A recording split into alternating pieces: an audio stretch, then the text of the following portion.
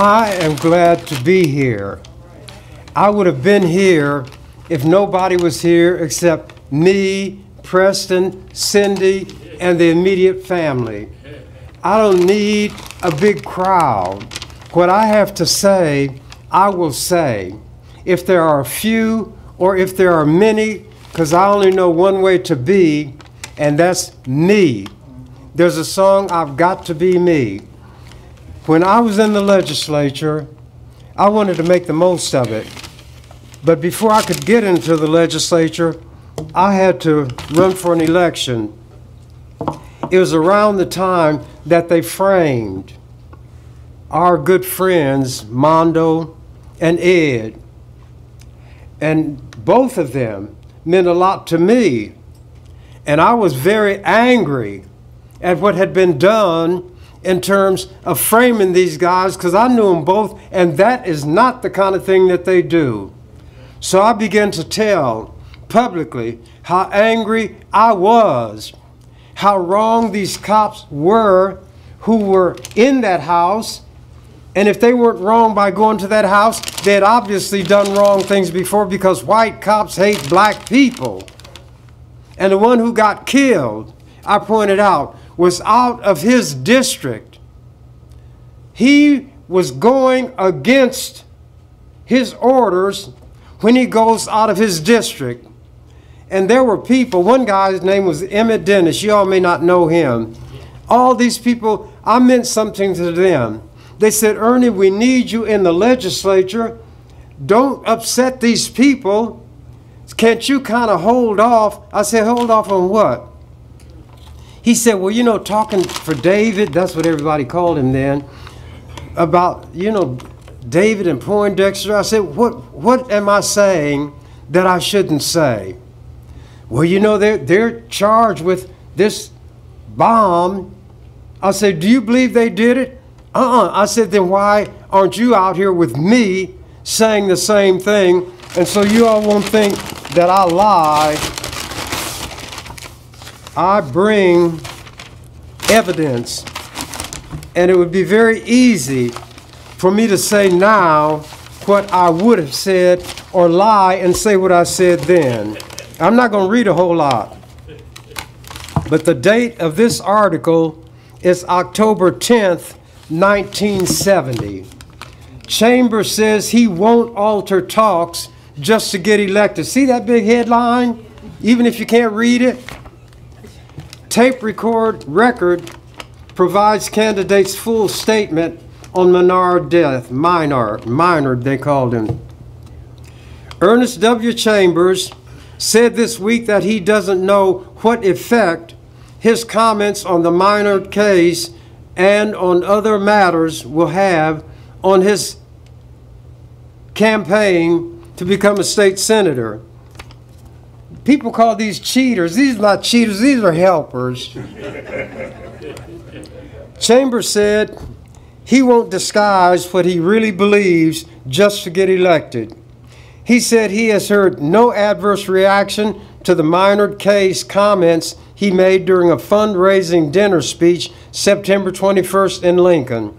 During the 40-minute talk, Chambers commented extensively on the August bomb slaying of Patrolman Larry Minard and the injury to 7 other policemen who were lured to the booby trap by a fake report that a woman was screaming at 2887 Ohio Street. Chambers tape recorded his speech and at the request of the World Herald replayed his remarks, which are reprinted here. Before about 500 people, that's how many people came, 500 people at the $5 a plate dinner for Chambers sponsored by the African American Collegiate Society. Chambers said Minard was a, quote, white cop who volunteered for duty in the black community because he knew he could get away with busting black heads, which they enjoy doing. And people, because I shouldn't have said that because I'm running for office. What I told them, if I'm going to be scared to say something while I'm running, what's going to keep me from being quiet when I'm there, so I won't offend the people I'm with. I said, they need to see that I am who I am. I am what I am. I'm going to let people know it. They can take it or leave it. If they don't like being around me, don't come around me. If they don't like what I say and it's an open forum, talk back to me.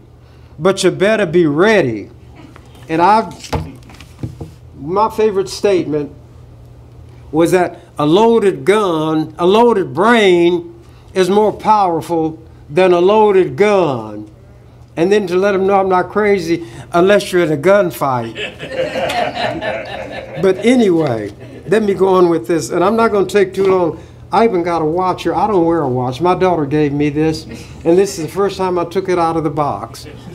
And I was supposed to start at 2:30, but you know, I know how we do. We're a little late getting started, but I'm not going to punish you all. So I'm talking kind of rapidly, and I don't want the mood to be down. We've lost somebody who means something to all of us. Two of them. I knew them when they were very young. I watched them as they grew up. I used to tell David, don't get out here telling these people you're going to do this or that. I say, David, you won't harm a fly. People know it. You don't make sense. You're not impressing anybody. Use your brains. That's what you've got.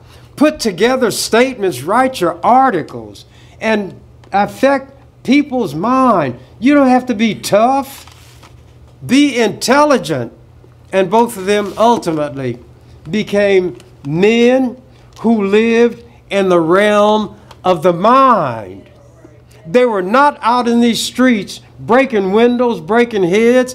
They could hold their own with anybody when it's going to be a conversation.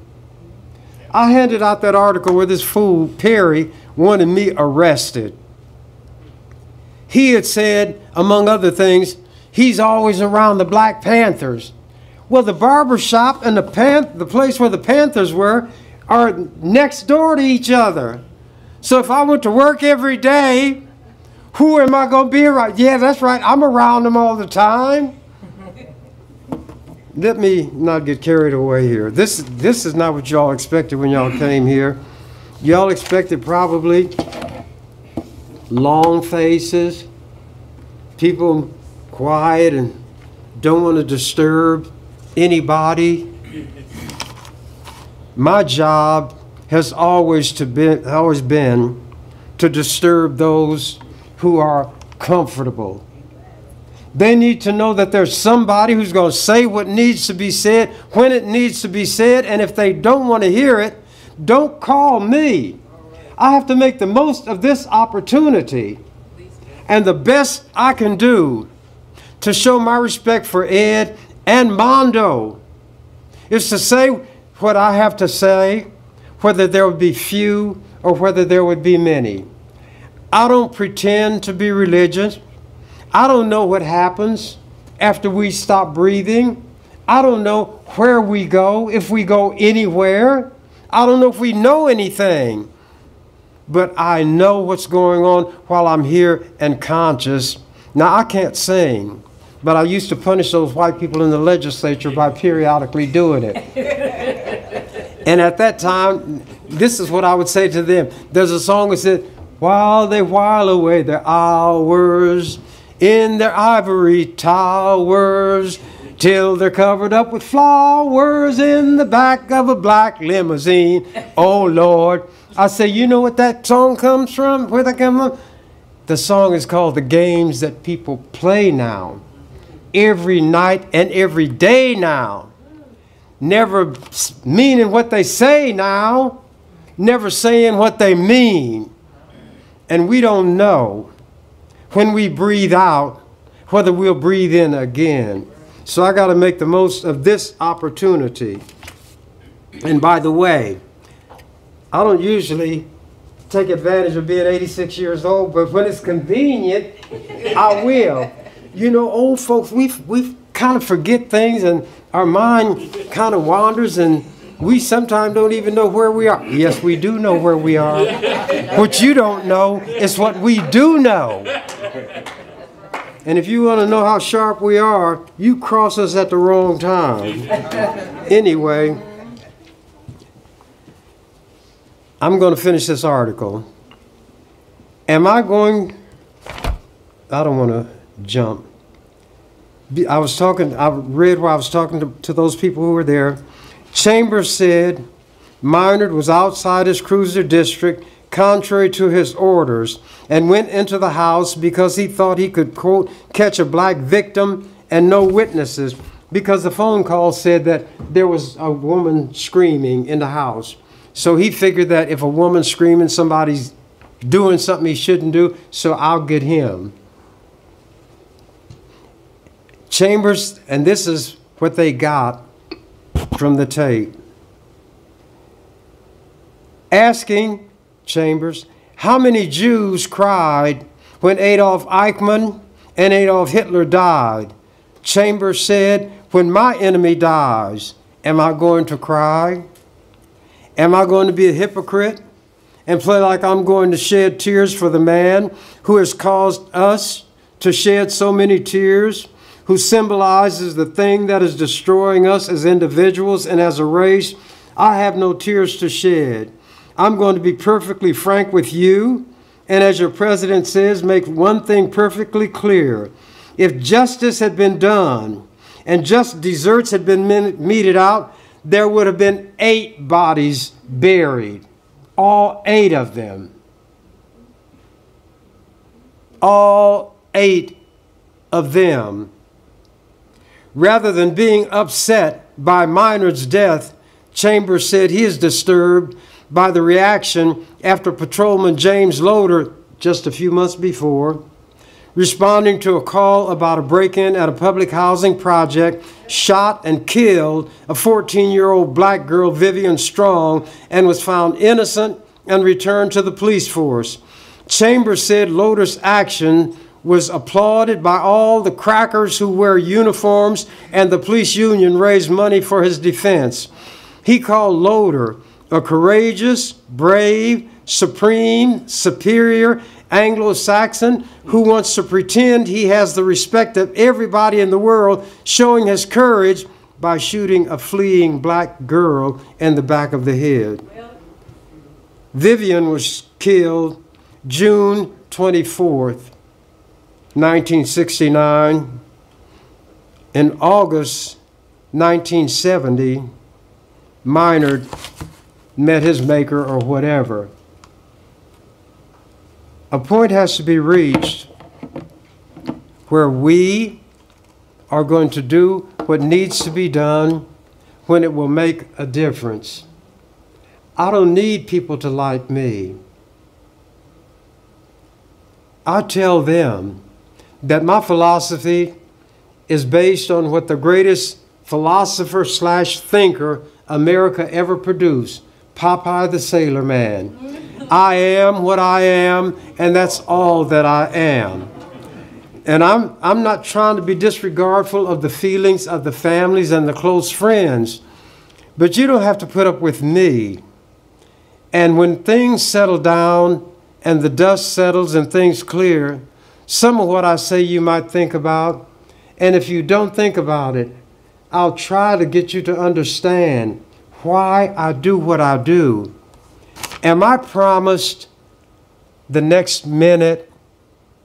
Am I promised the next second? If I'm going to do something or say something, I'd better do it and say it when the opportunity presents itself. And maybe that's not what goes on at these things. I don't go to funerals. I don't go to wakes. But I go where people are who will be in a position where either they want to listen to me, or they're too courteous to get up and walk out, or it's closed up and they can't get up and walk out. Captivated? Well, it's a captive audience, but I hope it's captivated. And I really feel for the family, but we've all lost family members. My sisters meant a lot to me. I had 3 of them. All of them are gone.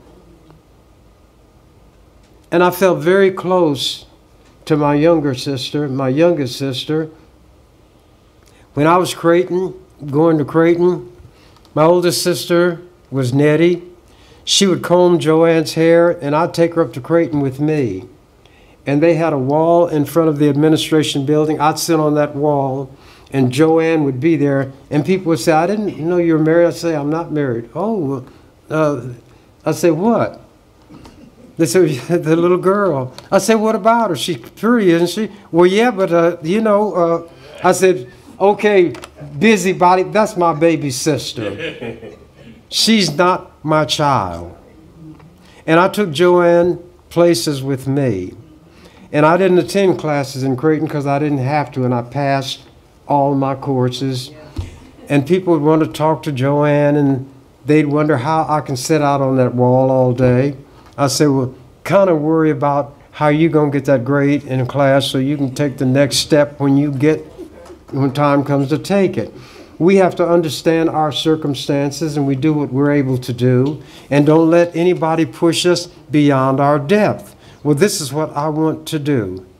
Well, Nettie died, Alice died, Joanne died, and I was not happy when any of them died, but I just thought about the times that I had when they were here. I'm fascinated by cemeteries. If I see a cemetery and I'm by myself, I'm subject to stop the car and get out and walk. And if somebody saw me there, they'd say, this out-of-the-way cemetery on a highway, why did you stop? I'll say, well, haven't you seen the sign, rest stop? Well, this is where you go when you're rested. They all rested now, see? So I'm at the rest stop. They say, I never thought of that. I say, probably you never thought at all. So understand this. We can share the sadness that people feel when somebody is gone. And the family will understand what I'm saying, because my father went into dementia before he died. Some people are not with us even when they're still walking around. But we know that the end is going to come for everybody. But we have to continue along that path that we're walking. And if you feel like crying, then cry. Tears serve a purpose. Some people shed tears when they're violently angry. So don't think I'm being disrespectful. I typify that song that Sammy Davis Jr. sang, I Gotta Be Me. People know what I am. If I'm not to say what I say, people don't want to, then I shouldn't be invited. I may not have an opportunity on this earth to speak to the people who are here again. So I have to make the most of it.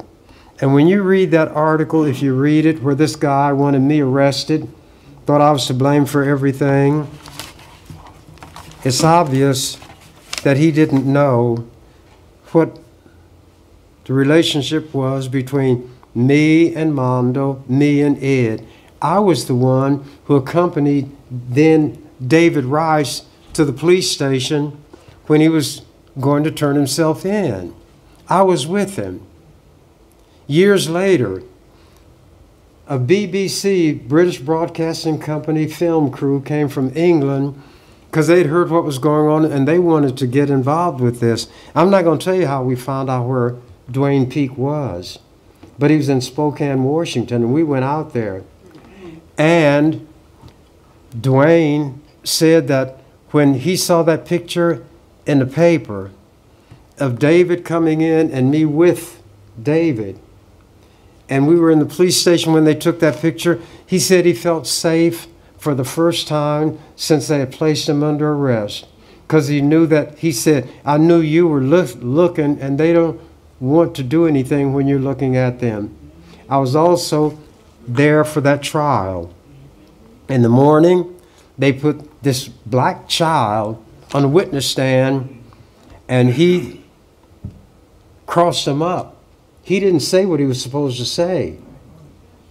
If they'd have gone by what he said, Ed and David would not have been convicted. So they immediately asked for a recess. And when they came back, Dwayne's face was discolored under his eyes. He had on dark glasses when he came back. And I wished that the lawyer had asked him to take those glasses off and, for the record, described what his face looked like.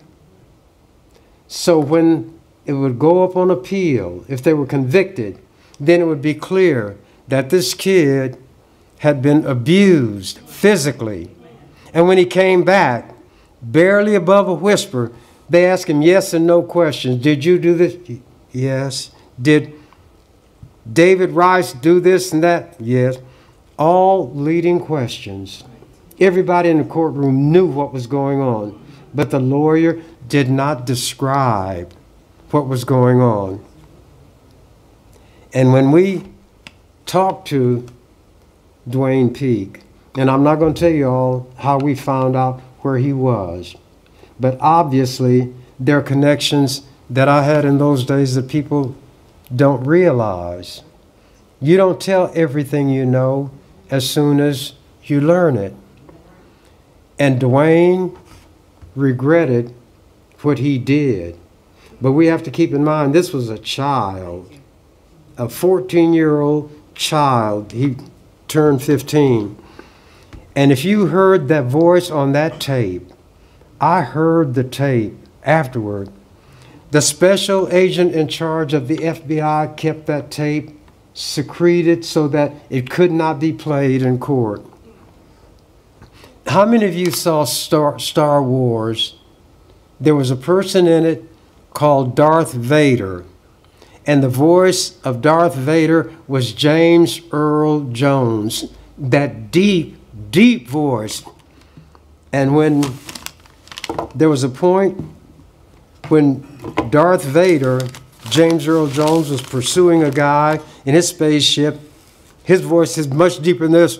I have you now. I have you now. Well, now, the voice on that tape was deeper than Darth Vader's. It would be like saying, this is Pee Wee Herman. I have you now. It would be like, I got you now. This kid could not have lowered his voice that many octaves if he would have tried. That's why they didn't want that tape played. That was not the voice of a 14 or 15-year-old kid.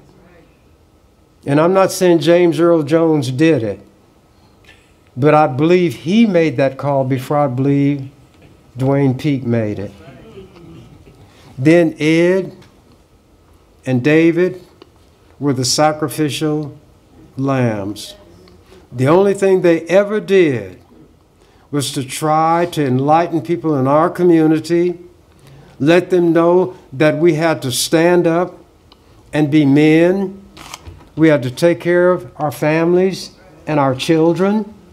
And because they were in the realm of the intellect, it was extremely difficult to do anything to counteract what they said, because the truth of what they said was right there on the streets where we could see it.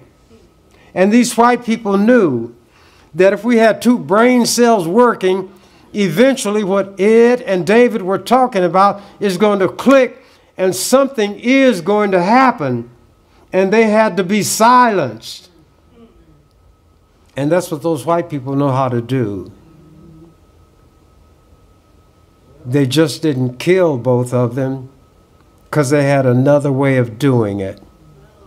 And they did it in a blatant way to show our community that we'll do what we want to whomever we want to, when we want to. And it can be obvious to everybody that what we're doing is not the way we say it, but we want to get from A to B, and this is how we're going to do it. Stop us.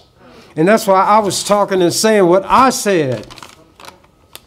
If I'm going to not say what I believe in order to get elected, what makes you think I'm going to say what I ought to say if I get elected? But I was furious. And I was the one, whenever somebody got shot by the cops, white or black, would go down to the city attorney's office, and at that time they would get me police reports. And I would analyze them. And if there were police cars involved, I knew a person who worked in the city planning department. His name was Michael Adams. It doesn't matter if I tell it now. And he'd get these city maps for me. And they were large enough so that I could see the streets, and I would locate all the cruiser cars, and I could show that this cop car in this, the cop in this car could not have been where he said he was, because this is where he was located, and this is where the incident occurred, and there was no way for him to be two places at one time. But it didn't make any difference, because they were going to do what they were going to do, and I was the one the police hated. I can't say right now how many times I was arrested, but I was never convicted. I was standing on the barbershop steps. Then I must stop. Ed and Mondo, as I said, they were located next door. And there was a bus stop. And by this time, the Panthers were no longer there. It had become a place where they sold fish sandwiches. So the cops parked in the bus stop. One got out and went to get some fish. So I went out on the steps. It was a little step down to the sidewalk. And I had a pad and a pencil. And the guy asked me, "What are you looking at?" I said, "I'm looking at you." And his partner came, and they got in the car. And he said, "You're under arrest." I said, "For what?" No, he didn't say you're under arrest. He said, "Come with me. You got to get in the car." So I went. I got in the car. And we were going wherever we were going. I said, "Where are you taking me?" He said, "We're going to go downtown and talk to the captain about this." I said, "About what?" "Well, about what you did." I said, "Well, am I under arrest?" He said, "No." I said, "Then take me back where you picked me up." He said, "Well, you're under arrest." I said, "For what?" He said, "Disturbing the peace." I said, "What was I doing to disturb the peace?" He said, "Disturb my peace." So they took me down. I was able to bond out right away. I stood trial. And when it went to trial, the questioning made them look like jackasses. No, jackasses are what they are. I don't know what they look like, but I'm not going to defame a jackass by saying that that's what these cops look like. That raised them too high. The charges were dismissed. The day Vivian Strong was shot, I went across the river because there was a radio station, it might have been KSWI, and they played music for, that black people liked, and they asked me, would I come and talk about what had happened? And I did, and how wrong I thought it was for this cop to kill this little girl. It was Dan, his brother, Bill Armstrong, and me. All of us worked in the barber shop. And I wasn't driving in those days. Dan was driving his car. And the station manager came and he said, "I think I ought to tell you fellas something." I said, "What's that?" "We got a call from the chief of police in Omaha, and he wanted to know if Ernie Chambers is still over there at the station." And he said I had to tell him the truth, so I told him, yeah. He said, "I don't know what he wanted, but that has never happened before." So we drove across the river. We were going down 30th Street from Lake. We went up Lake to 30th and going north because we were going to drop Armstrong guy off. And this cruiser pulled up and was driving right beside us. And Dan just kept driving. Then he turned on his light. And Dan pulled over. But he turned down the street and drove to 24th Street because he didn't want to be in an out-of-the-way place. Well, earlier that day, I had met with the mayor about what happened to Vivian. And those white people, they would talk to me. They didn't do the right thing, but they would talk to me. So I saw a guy I knew, and I was in handcuffs by that time. They got me out of the car and put handcuffs on me and all these lights. Now, if it was a movie, I'd have been a star because I was in light. I said, hey, somebody go call the mayor. And this cop said, the mayor is the one who told us to arrest you. And the other one came over and sneered, and he said, we got the big fish this time. You know what I was charged with? Now, I had on a tight white T-shirt. I wore sweatshirts when I was in the legislature. I didn't wear T-shirts like they said. They don't know the difference between a T-shirt and a sweatshirt. That's how this guy Columbus could wind up in this hemisphere and think he was in India and misnamed the people and never knew where he was. He didn't know where he was going when he started, didn't know where he was when he got there, and then didn't know where he had been when he went back home. And he's the one that's responsible for all this that we face now. But anyway, I had on this T-shirt, a belt, and trousers. Where could I hide a gun? You know what I was charged with? Carrying a concealed weapon. Concealed where? Anyway, we went to trial, or did we? But anyway, oh yeah, because the guy I'd gone to law school with was a prosecutor. And if I'd have been convicted, I'd have gotten 2 years in the penitentiary. His name was Bill Gallup. He couldn't stand me because I wouldn't go to class and I'd pass the exams quicker than they did. And when he was talking, he made it clear that this will carry a 2-year sentence in the penitentiary for carrying a concealed weapon.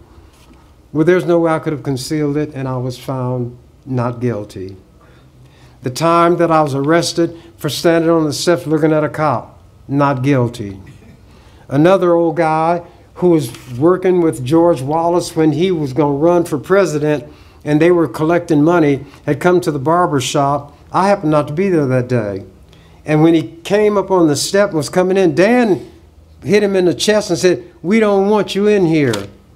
Well, they said that Chambers did it. So I was arrested.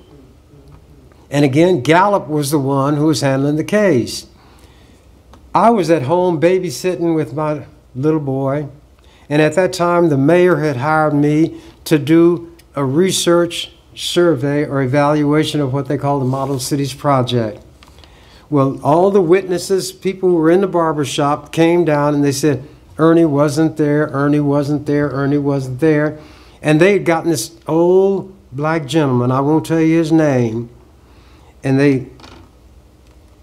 these racists brought him there, the ones who were handling Wallace's campaign. And they put him on the witness stand. And the lawyer said, was Ernie Chambers in the barber shop that day? He said, well, I expect he could have been. Did Ernie Chambers push this man? He said, well, somebody pushed him. They said, well, was it Ernie Chambers? He said, well, I expect it could have been. But we outnumbered him 4 to him. All the people there, and there was even an elderly black lady whom they would respect, who said, no, Ernie wasn't there that day.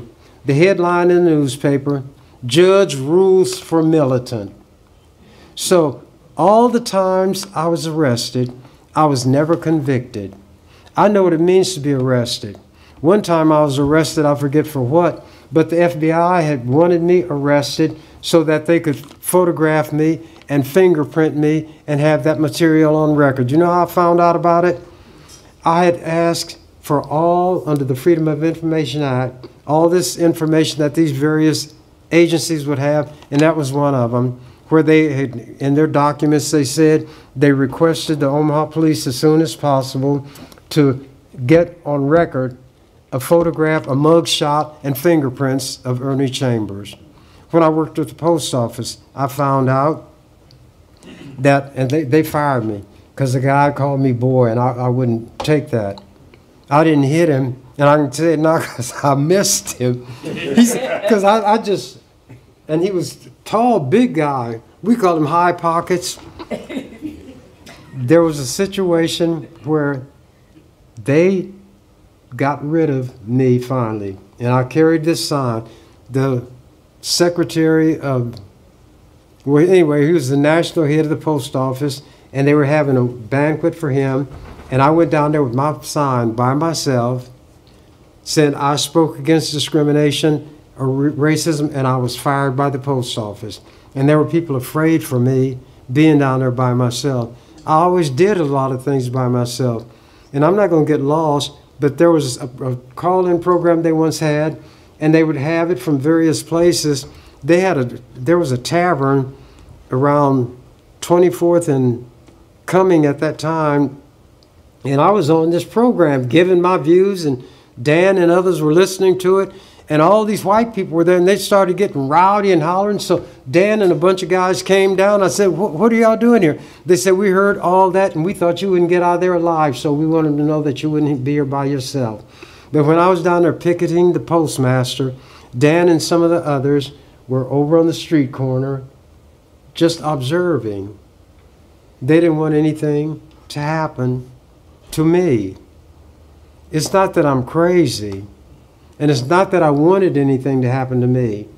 But since I did a lot of talking too, I had to back it up when the opportunity came. I was once asked, and I'm going to stop, why, if you don't like America, why do you stay here? I remember what a guy, I forget his name, I think H.L. Mencken, he was a semi-Nazi, and he criticized America, and they asked him, why, if you don't like America, why do you stay here? He said, why do men visit the zoo? And that's what I said. When they asked me, why do I stay here? I said, why do people visit the zoo? I hope that what I said has not been taken to be disrespectful of the family or Ed or David. But all of us are alive. All of us cared about them. All of us who knew them know the impact that they would have on people. I don't know whether people are conscious when they leave here of what we do. But if they know, I'm sure that they would be giving me a high five right now. And I do have to go. Oh.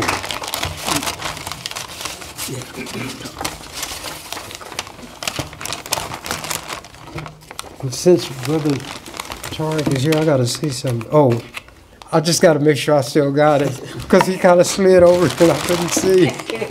And I do have to go now, because I'm going to have to get cataract surgery, and when it starts getting misty outside, my vision is not the best. So I will see you all. All right. I wish you well. Well, thank you, Senator Chambers. Thanks a lot. Okay, the next person coming up is for the national chairman of the Jericho movement, and they were involved a long time with assisting Brother Ed with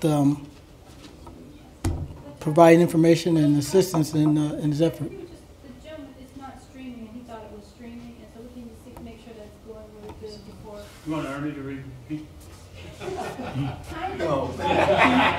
Is he still back? He's up front now. Yeah, let's just double check. Can you just see if it's working now? Yes, I went to the website and I was able to see it. I Is just it- had but to is do it- the refresh. But is it So live? here, this is Cindy right here, Okay. and then this is you coming over. Okay, thank you. I'm sorry, it wasn't working a moment It ago. wasn't, but it's good now. Okay. Good to see you. So good to see you. Yep, here, I'm here, I'll show you, right here, see, that's you. And then there's Ernie. You lost control. Huh? Well, no, she's trying to get this technical stuff done. Oh, so you're done? Everything's... Oh, somebody went out there to get him. Okay, it's working? Okay. Let's get back to the program. Okay. Sorry, Brother Jihad. But it's Brother Jihad. I'm going to mess up. Abadumit. Abadumit. Okay, brother, please come forward. All right, thank you.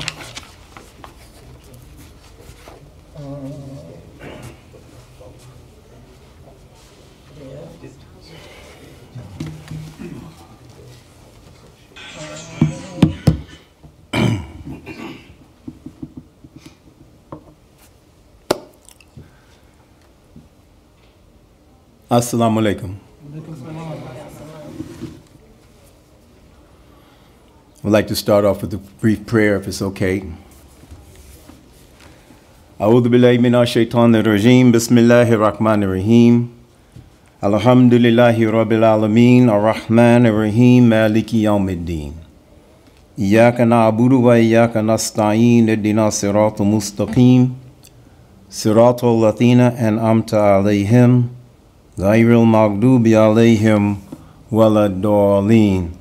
Ameen. And what I basically said is the first chapter in the Holy Quran. After greeting you in the universal language of peace be upon you, that's the peace of God be upon each and every one of us. It's not just the peace like that, but it's actually a prayer. I'm saying in the name of God, the beneficent, the merciful, all praise is due to God, the Lord of the worlds, master of the day of judgment. Thee do we worship and thy aid we seek. Show us the straight way, the way of those whom have gained your pleasure and your favor, not those who have gained your wrath or of those who have gone astray. And that's a prayer for each and every one of you. Amen. Again, thank you, my brother Tariq. I'm just always teasing my brother. We got some side things going on.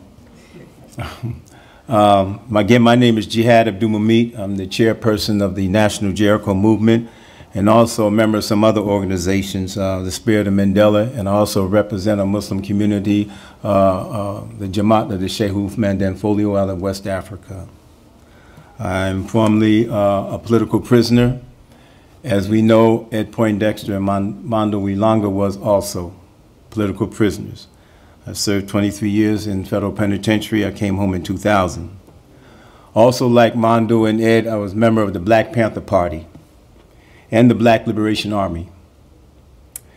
If we do not know that history, which I suspect everybody here does, but just listen to the audience that may be looking at this later, you need to really check out our history so that you can be proud of it, not afraid of it.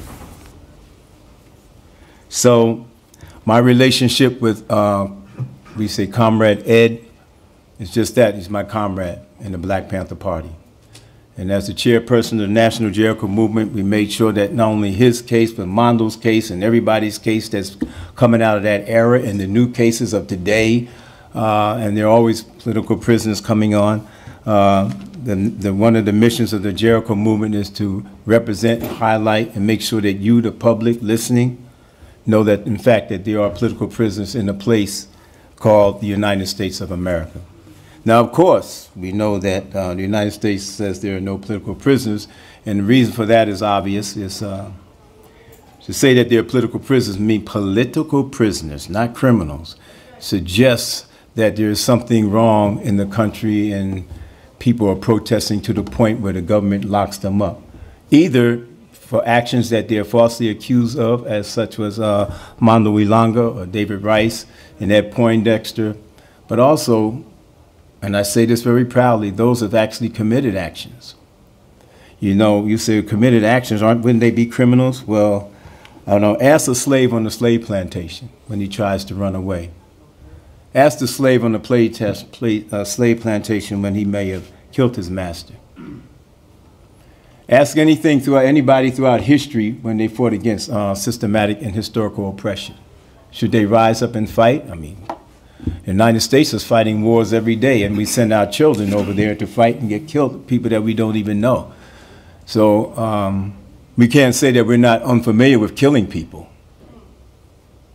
It's just a thing that is no fun when the rabbit gets the gun. Right. So like Senator Chambers, he mentioned I am what I am, and that's all that I am, Elmer Fudd, but actually Bugs Bunny is my favorite, you know. Ain't no fun when the rabbit gets the gun. But there's a couple of things. I got good news. I got good news in this very somber moment that actually I'm not going to go as long as Senator Chambers. Let's get it. Yeah, I know we want to. Yeah. But it's not going to take away from the seriousness I want to say. So I want to show first my gratitude to the family, my condolences and prayers to each and every one of you. It is a very serious and devastating loss. And I'd like to echo what my brother Tariq said in the beginning. It's not a failure, but you know, because we tried. And so we know that death is common. I mean, we're all going to die. But for us, we know it's how you die. And Ed died on the right page inside of humanity. And God bears witness to that. And that's what I want to talk about a little bit. I want to salute my comrades in the Jericho movement, Sister Tekla back there, Ann Lamb and representing New York Jericho, and Jorge Chang representing New York Jericho, and all my comrades in the National Jericho movement across the United States of America. I'd like to salute Kitchen Zaiku back there. Senator Ernie already left. And I guess if Sister Comrade Angela Davis is coming on, she's a comrade in the struggle with myself and any and everybody else, my brother, dear brother Tariq. So again, representing from the Black Panther Party, I just want to read some things to you and be real crisp, but what I have to say, I pray, you know, to God that you really embrace what I'm saying. A lot of times it's like preaching to the choir, but we want to, the best way to honor and salute Ed is by carrying on his legacy. His life was not a sideshow, and we're all watching. His life representing a resistance to systemic and historical oppression, systemic and historical exploitation, systemic and historic social degradation that's been going on for 400 years and continues today. So we're not looking at it as a sideshow. Yeah, that's what Ed Poindexter did. That's what Mondo Wilanga did. That's what a few other Panthers did. That's no, no, no. What they did is what so many other people have done throughout history and what we are all faced with in our lives. And it really doesn't matter what color you are, because it's a capitalist system and it exploits classes of people. And it uses racism as one of the trump cards to keep you and I divided. And we play that off, and this is very deep, but I'm not going to go into that aspect of it. But lest we forget, I just want to read 10 things to you.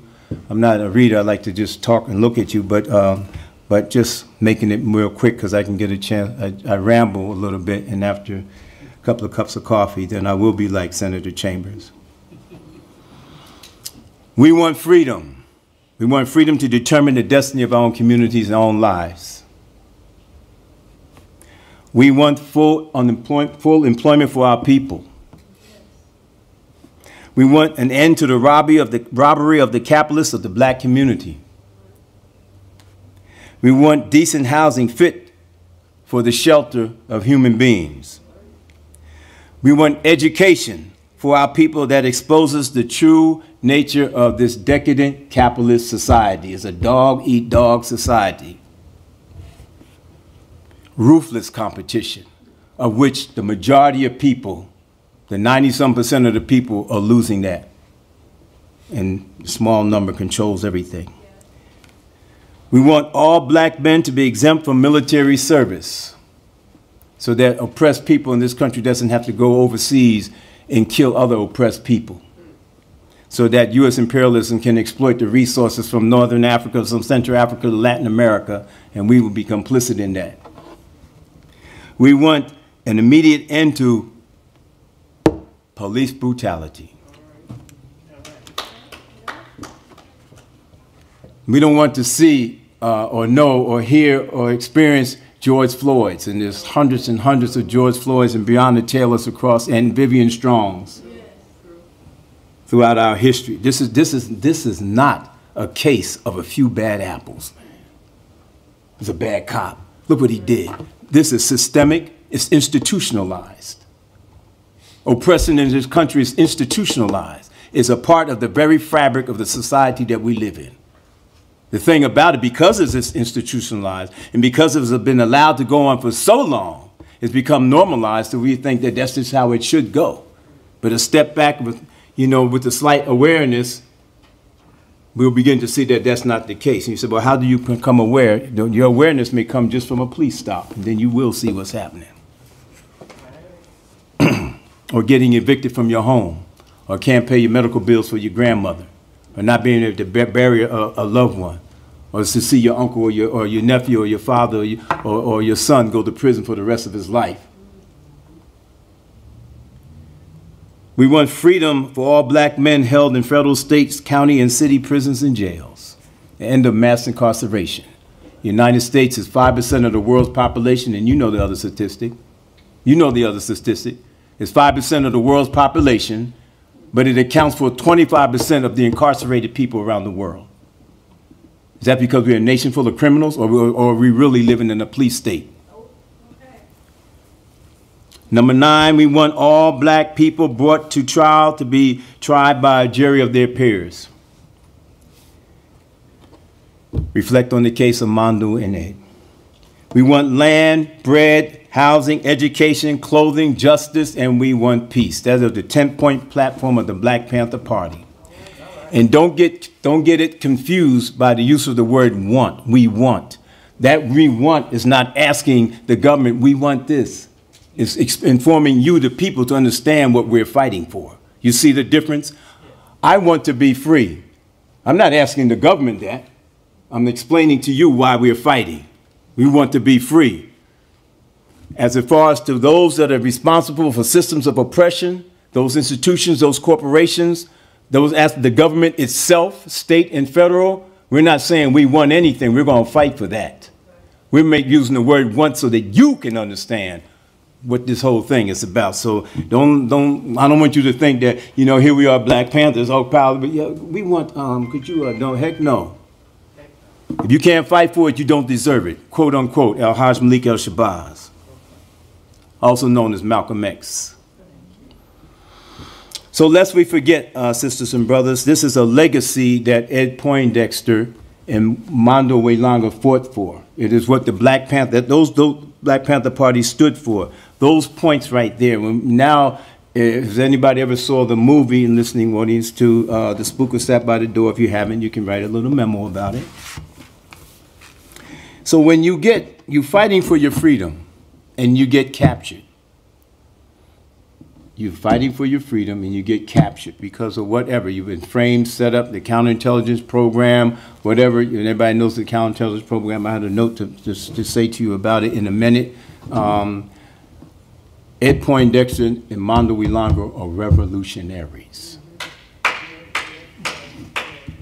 It's a word that you don't hear today. They use the word activist. A revolutionary is one that's trying to just dismantle the very structures and systems of oppression. They're not trying to shape it and make it look a different type of way. That's a mouthful to say. And that is not a reckless calling. It's only reckless and fearful because you don't know anything different than what the slave master is giving you. You don't know anything different. You don't know what another type of society would even look like except for the blatant individualism that this society has taught you to be. They have a little example like in Africa where there's one guy, a colonizer, he has these children lined up and he said, look, whoever races to his thing is going to get all this candy. Are y'all ready? Whoever wins is going to get the candy. So all the kids line up, or you mark. Get set. Go. They all grabbed hands and they walked together. They said, we're going to get here together. Right. Damn you and your individualism. Right. Okay. We're going to bring back a communal lifestyle. We're going to honor our Creator. We're going to add some humanity to this. We're not going to turn our back on our neighbors. We're going to support them because that's the only way that we're going to rise above this hellhole.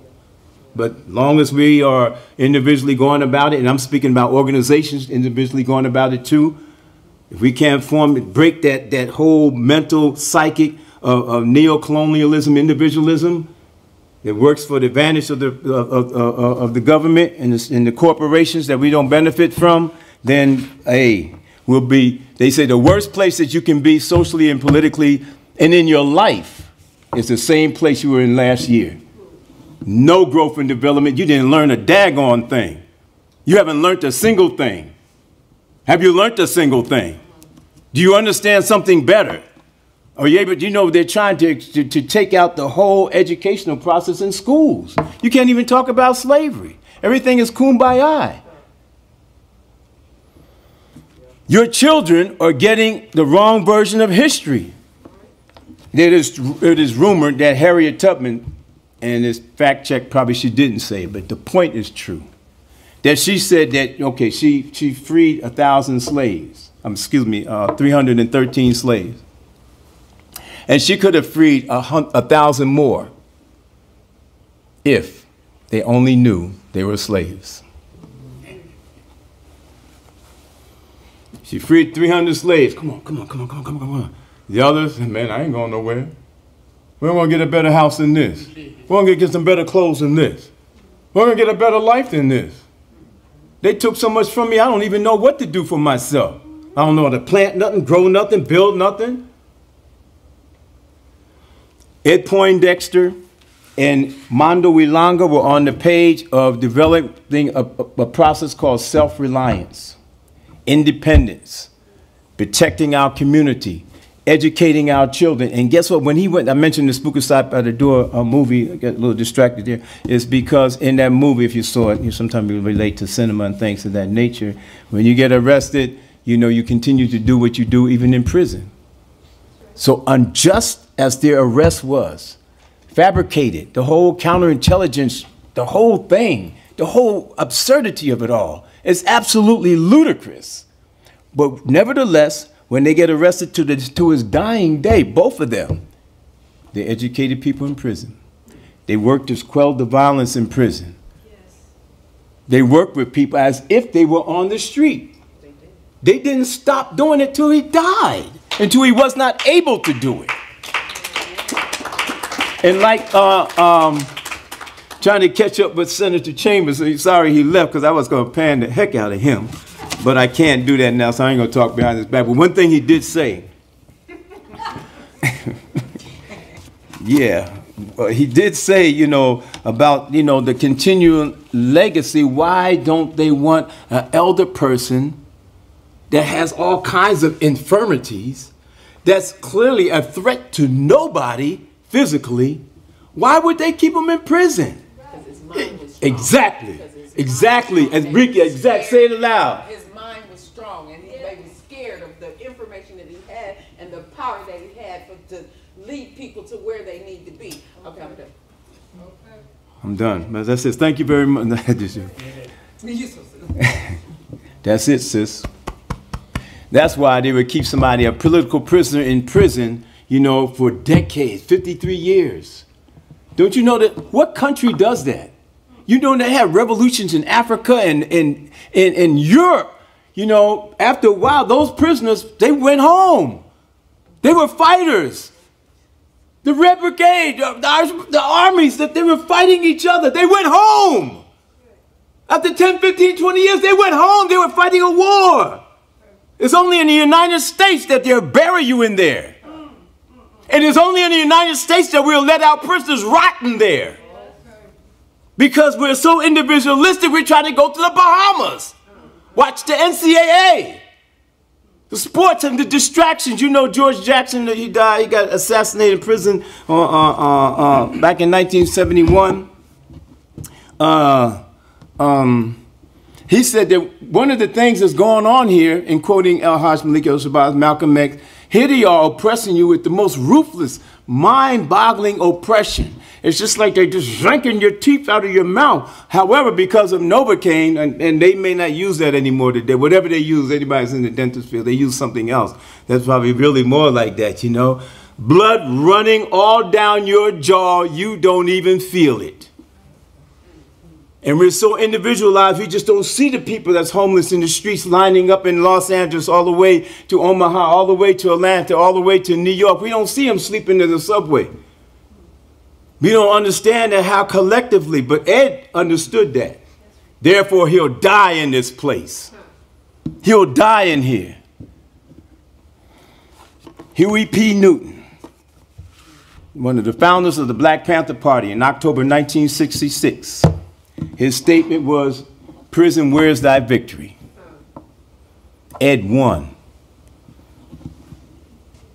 He won. We're going to win this war. Might have lost that particular battle. Lost the battle, we're going to win the war. We're going to win this war. Can I get a right on to that? Right on.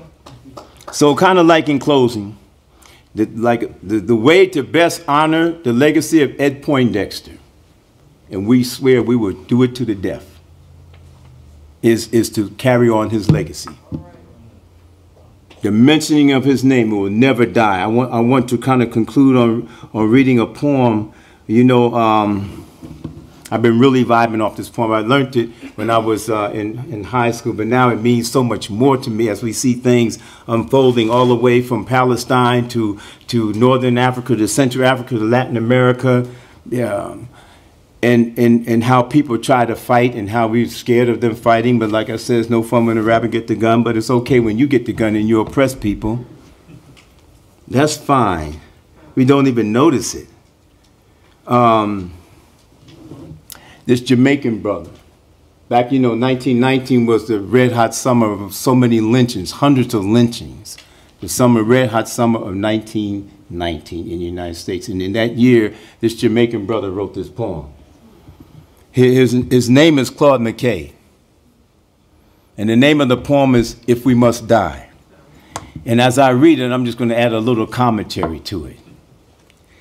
If we must die, let it not be like hogs hunted and pinned in an inglorious spot, while round about us bark the mad and hungry dogs, making their mock of our accursed lot. If we must die, oh, let us nobly die. Let us nobly die, so that our precious blood will not be shed in vain. Then even the monsters that's put us in prison, that assassinate us on the street, that put their knees on our backs for 9 minutes while somebody cries for their dead mother. Even the monsters we defy shall be constrained to honor us. They will have to honor us even though we're dead. They will have to honor Ed Poindexter. One day they're going to kneel to his name. We're going to make sure of that because his legacy won't die. From New Jersey, so here goes the word. The jokers that put him in prison, we won't even remember their names. We'll remember Ed Poindexter's names. People all over the country will remember his name. I don't even know the judge's name that put him in prison. And I don't even want to know. Oh, kinsmen, we must meet the common foe. That's all of us together. Who's the common foe? Who's been oppressing you for all these years? Who's responsible for this? Who makes the decisions? Who is sponsoring or co-sponsoring or advocating genocide of people? Who extrapolates and rapes the whole continent of Africa? Who's been doing that? Who keeps your grandmother homeless? Who doesn't provide any medical service? Who's destroying the planet with their capitalist greed? Who's changing the whole ecology of the planet so that maybe 40 years ago we'll all be dead? Who's doing that? Oh, kinsmen, we must meet that common foe, that person, that oppressor, that colonizer. We must meet that person. Though far outnumbered, we may be in smaller number, though far outnumbered, let us show ourselves brave. Let us show, remember the statement before it says it's better to die on your feet than live on your knees? That used to be kind of flip to say back then, but let me see you make it true.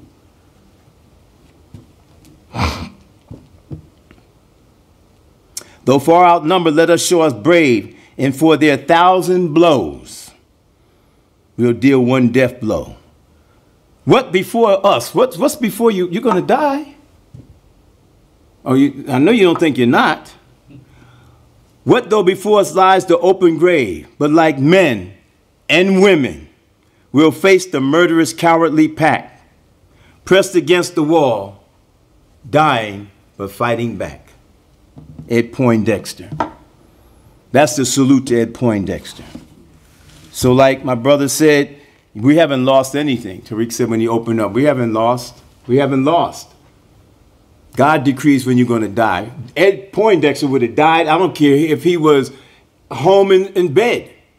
That's determined by the Creator.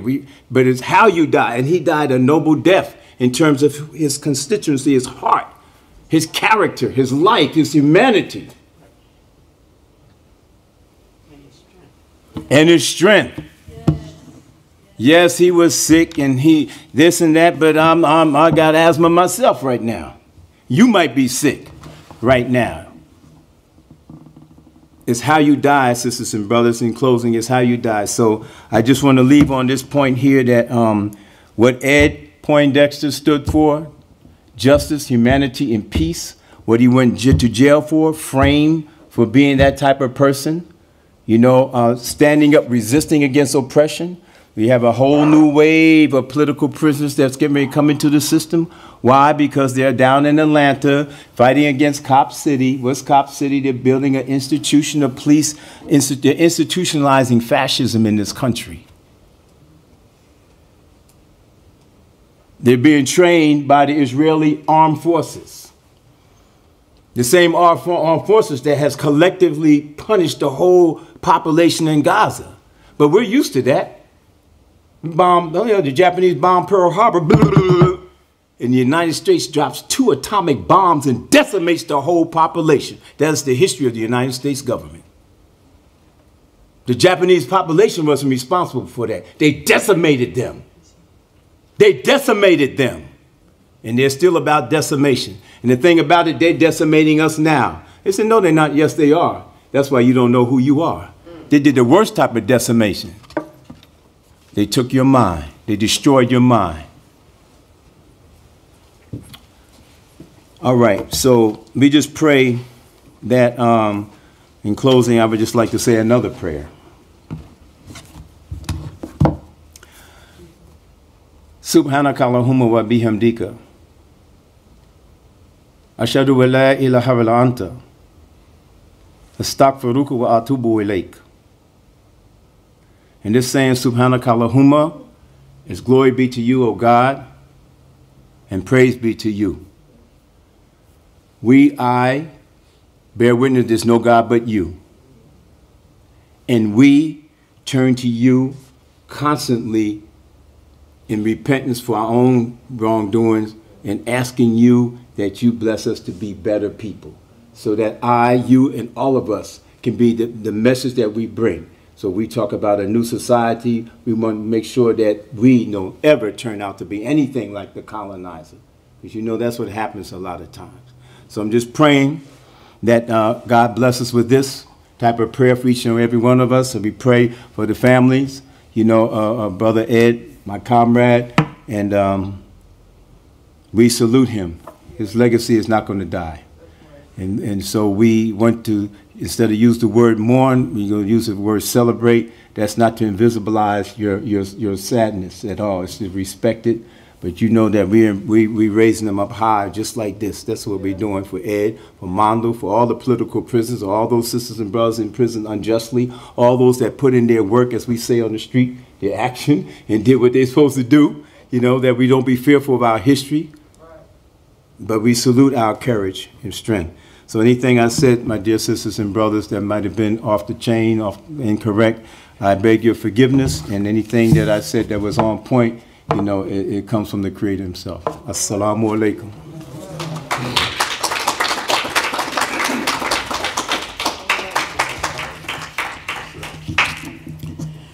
Okay, the program shows that we're going to have a video by Angela Davis, and Lennox Hines was supposed to. It didn't come for Lennox. Okay, as far as Angela, I have to take responsibility that I gave her the wrong date. I told her that we needed it tomorrow at 10. So, because she was going to record and send, so it'll happen. We should get it this evening. And so I already spoke to the family, told them it was my mistake. And so we'll play it tomorrow at Salem. And one thing about Lennox Hines, I met Lennox when there was an attempt to get Mondo in a commutation hearing. And so the political end of this, when he was speaking, he explained to one of the persons in the most opposition was the person who told the group this would be a good time to come. And it was flipped on us. What it was someone used that as a time to show greater opposition to get in a hearing. So that's how the political game is played. And I want to thank Brother Jihad for your very intelligent word today. I see I'm on the thing next, and Bob, Barlow, and Preston. Well, I have a couple things real quick. One is when you get involved in these cases, and when you read them, you're not meeting with the attorneys and that, you figure out how did this happen. And Ed used to write a lot of briefs, or he would write to try to get the attorneys to see things his way. And so you're sitting in these meetings and you're thinking, that makes sense, or maybe this happened. And you learn a lot by between what he had to say and by what the attorneys have to say, and about court procedure, and about the law doesn't make sense. There's a lot of things that just simply you can't say, well, that doesn't make any sense. Well, I think whoever wrote the laws knew that when they wrote them. It's up to you to try to figure out, work around them. I learned a lot working with Bob on this case. Sat in his law office, sat in the meetings we had in the community in different places, and you really learn how difficult these type of cases are. And then I imagine almost any case.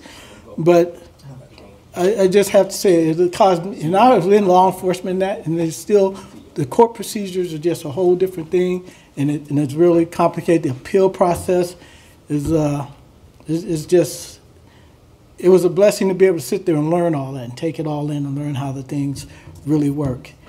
But I want to tell one quick story about, I should tell a couple about Ed that he had. One time when I first met Ed, I had talked to Ed on the phone. And so I said, well, I want to come up and do it. He was in Minnesota still. He was up in Lino Lakes, I think it was called. Yeah, I was thinking about the place they make butter. But anyway. So he told me to come on up. And so I'm like, well, what all I have to do? He goes, I got it. And so we set a date, a time for me to be there to do this interview. At the time, I was doing a cable show. So I get up to the penitentiary up there. I drive up there, and I'm like, I'm here to see Ed Poindexter.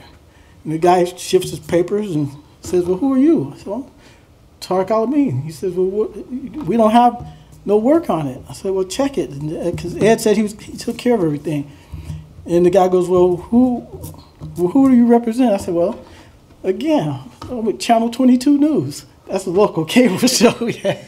So, turned out, Ed might have lived there, but he didn't own the place, okay? They said, hey, wait a minute. We're going to get with Ed. We'll get with you. They gave me all the information I needed. And later on, that's when I met Kitron. Kitron came up, and we did the interview inside the institution there. And but it was just, the whole way it was set up when he told me, yeah, come on up.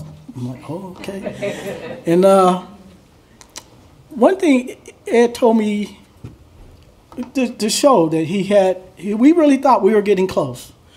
At one point we had started, the legal team had started trying to figure out to get Ed back here so he can help in his own defense, to get him out of, because he was up in Minnesota on a prison exchange type of deal. And so, but before we were successful in it, Minnesota people called and said, y'all come get him. Because they were kicking him out. They wrote a letter saying that he's not our prisoner, he's yours. And so that's how Ed ended up coming back. We were working on it, trust me. So Ed, to show the hope again, it was that one time we were in Lincoln and we were talking about him getting out, because we really thought we were on the brink of this. And so he told me, he goes, I want you to pick me up in a Camaro. I want you to come up here in a new Camaro, and I'll drive back to Lincoln. I'll drive back to Omaha. So I'm like, well, brother, I love you, but you'll be driving by yourself. Here's a man, at that point, he'd been locked up 40-some-odd years. I wasn't riding back to Omaha. But the more I thought about it, I said, oh, this might be more fun than going to Disneyland. You know, it's something. So, Bob, would you come on up, please?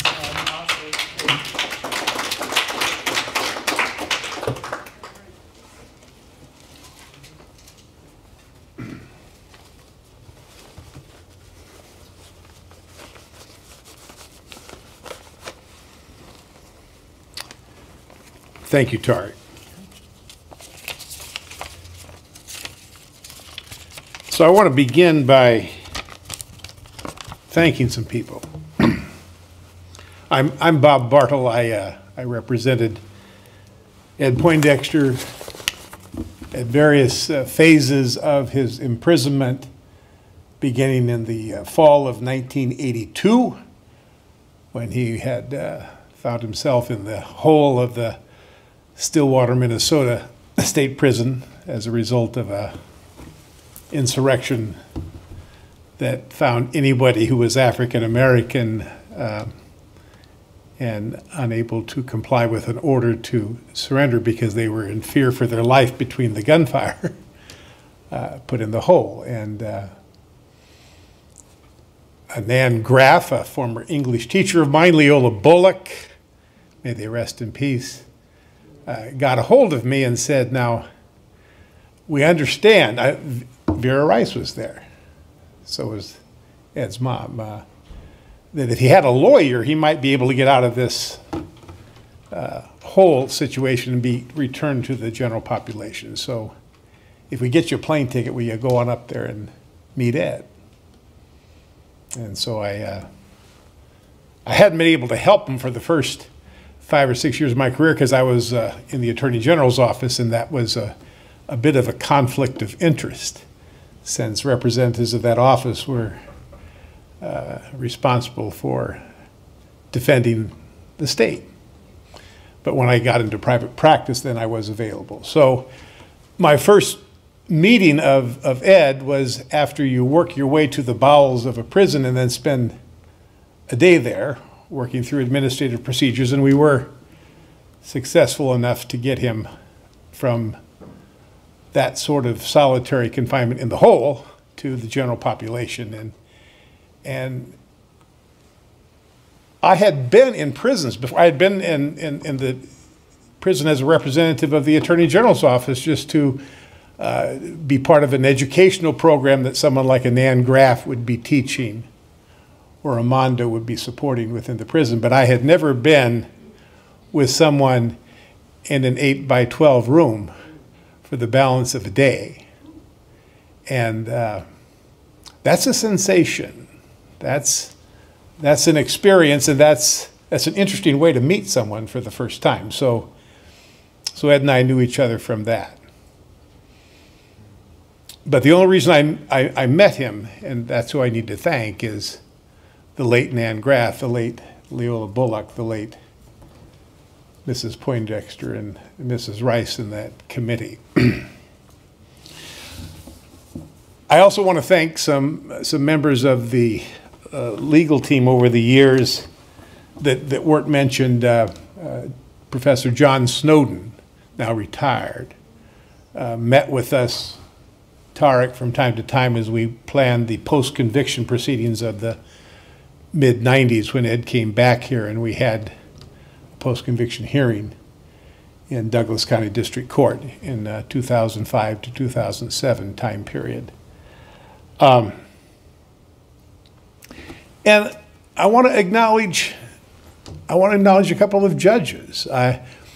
When we discovered, you've heard allusion to running down Dwayne Peak, who had been given a new identity as Gabriel Peak, and we found him in Spokane, Washington. But what we needed when we were able to contact a voice expert, Tom Owen of Owl Investigation, who was the one who could analyze the tape, because during Mondo's conviction, we had discovered and preserved the tape as evidence that had been withheld from the prosecution, by the prosecution from the defense.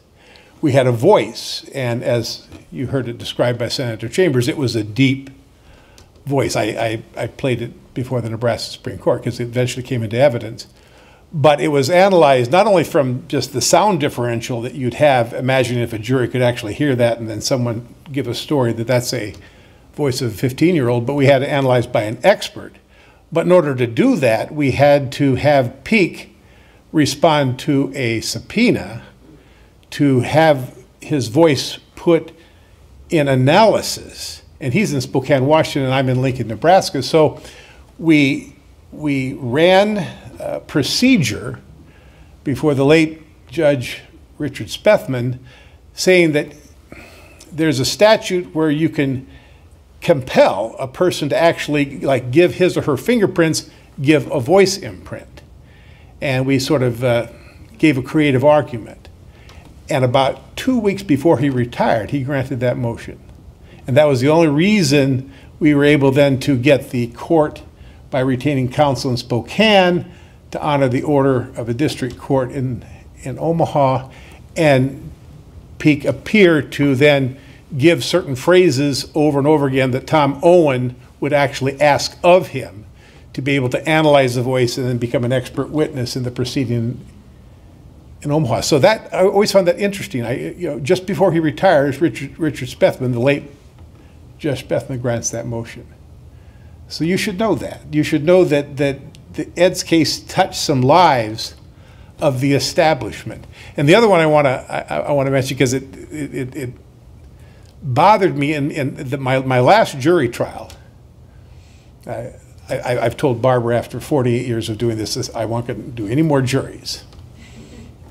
Unless, of course, a case like Ed Poindexter comes up where you can't say no. The district judge happened to be the same district judge I had in 2007 in Ed's case, and I had forgotten that. And you know what he told me at the end of the jury trial just this last April? He said, the governor should do what Bob Kerrey suggested. They should just let Ed Poindexter go home and be with his family. He's not a threat to anyone. And these are the people that met Ed in the context of post-conviction hearings. And so that humanity came out. There were prosecutors for the Douglas County Attorney's Office that made it easier for me to get certain evidence of FBI COINTELPRO records into evidence so I could make the case to the Supreme Court that these guys were targeted. These guys were targeted by written memoranda that we want to make sure we work with OPD, and the tape was disclosed. And the FBI was asked to analyze it, and then by the records that were kept from us until the 80s, no, we don't want the analysis of that tape by whatever technology at the time, because that analysis might be prejudicial to the case against Poindexter and Rice. We wouldn't want to give the defense anything they could use to suggest to the jury that they had the wrong people. So there were actors that understood the injustice of this, that wore black robes and were prosecutors. And that was the force of the personality of someone like Poindexter. But there's some other people that we should mention. I mentioned members of the committee that are no longer with us, Tariq. There are people that within the institutional walls that recognize both Mondo, who I would know not as well, because I just was occasional co-counsel to the late Bill Cunningham on his case, but who knew Ed. And they were touched by that. You heard reference to one of them, the RN, Chelsea Tversky is her name. And it was Chelsea that I met with the 2 days before Ed passed, that had reported on his serious condition, and she had known him for the better part of 11 years. And she wanted me to know that I knew Mondo too. And Chelsea was one of those you've heard mentioned that cared for Ed and understood who he was. He never took out his anger or that to those within the prison walls, because that was another community he could work with. That was another community he could care for, and he reflected that. And there's another woman that I want to give respect to today, because it's often these people that allow these connections to take place. So I get a message after I report to the family that Ed's in a hospice situation, and someone that's really close by, his beloved niece wanted to be able to say goodbye to her uncle. And Jennifer Hope was in the warden's office. And she was the person that kind of greased the administrative wheels for me to get in to see Ed and to say my own goodbye to him. And so it would do good to have the name of a prison warden or a guard, but if someone knew how to get you in there and could work the system. And Jennifer helped make it happen so Ed could say goodbye to his niece, so Ed could be administered last rites. And those people should be honored and remembered, because Ed would want that. Ed would want that. He always had respect for those around him within those walls. So thank you to Tekla Johnson.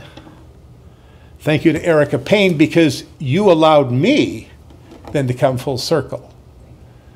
Because I met him in the bowels of an underground cavern in Minnesota, in Stillwater, Minnesota, and I said goodbye to him in the cavernous underground of the prison hospital, who I had not been out there since the pandemic. I had not had contact, but thanks to the contact I had from Ed's niece and the contact I had from my friend Tekla, I wanted to get out there. So when I finished that, I wrote my thoughts down, and I'm going to close with that.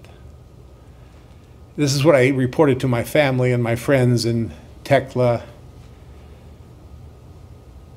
My friend, client, and civil rights prisoner Ed Poindexter died last night. He was a graduate of Omaha Central, a veteran, a postal worker, and a political force in Omaha in 1970. He was convicted in 1971 as a co-conspirator in the wake of a terrible bombing on the strength of the testimony of a frightened 15-year-old who said Ed and David Rice put him up to it. I met Ed Poindexter for the first time in the basement of the Minnesota State Penitentiary, where he was wrongfully held in the hole in the aftermath of a race riot. I was able to convince a prison panel to return him to the general population in the fall of 1982. After several post-conviction hearings and trials back in Nebraska between 1995 and 2009, I was never able to convince enough judges that his 1971 trial for the Omaha bombing was fundamentally unfair. So I said goodbye to Ed with a smile through a face mask and gave him a fist bump through my gloved hand. And while his eyes never fully opened, I will always remember his nod, goodbye. Rest in peace, Mr. Poindexter. Rest in peace, my friend.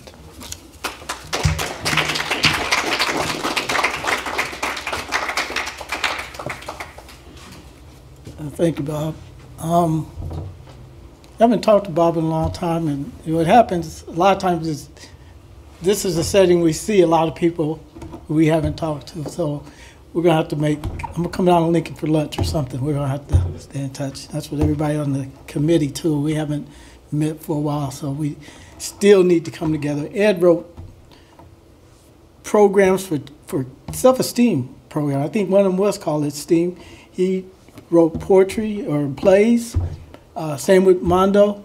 So when Brother Jihad says they won't die, is their works is what we have to carry on. They have written lots of things, and we have to get it out there to the people. We have to find a way for that. And I know you have a play, so we have to find a way to get those plays out to the public still. All right, Mr. Preston Love.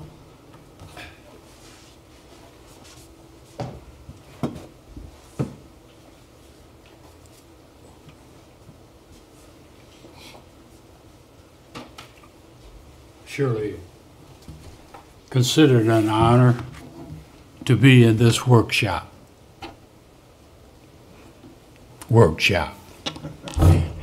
This was a workshop of understanding and truth. This is a workshop in a funeral home.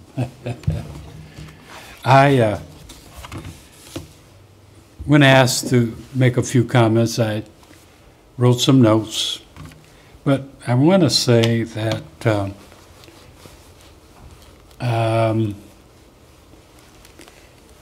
everything that I had written has been said well by others.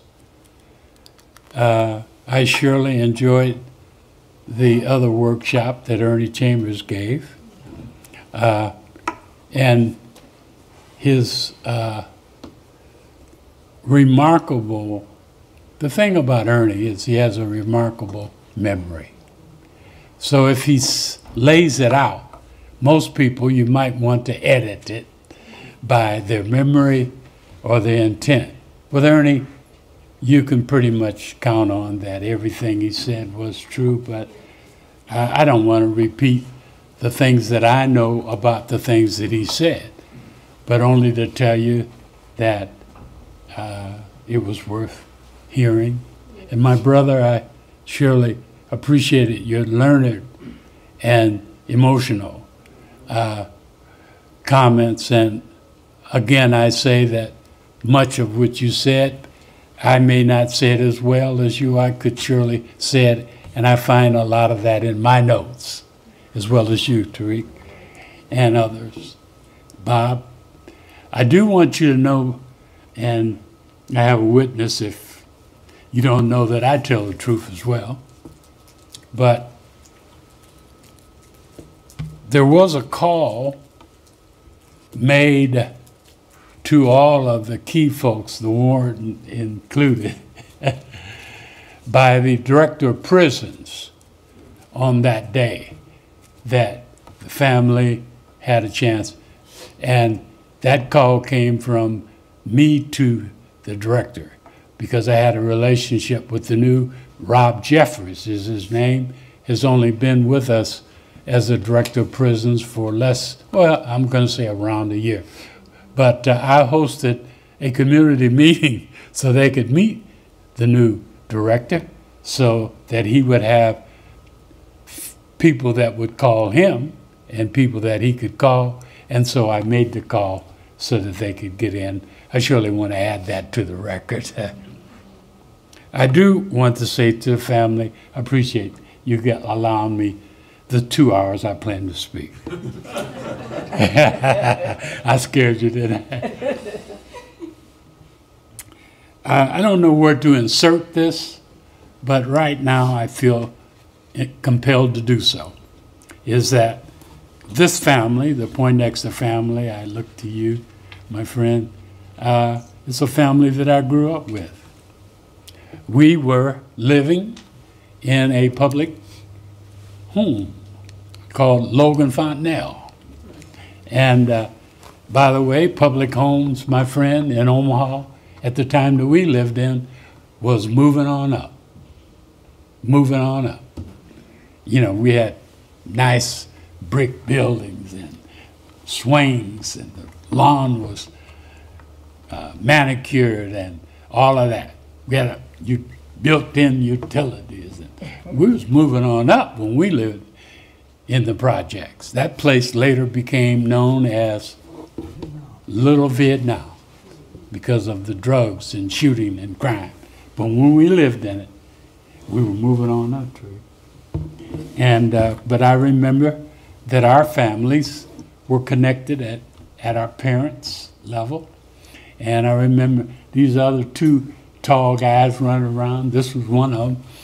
And Ed was another, and I was the third. We were running around doing what we do. And it's poetic without writing the poem that we were together in those wonderful times with family. And then as our lives took their respective degree out of the 360 degrees, we went our parted ways. And now we tell the stories after the fact. It's kind of poetic, if you will. I also wanted to say, and I'm going to just finger through my notes and see if there's something I can add.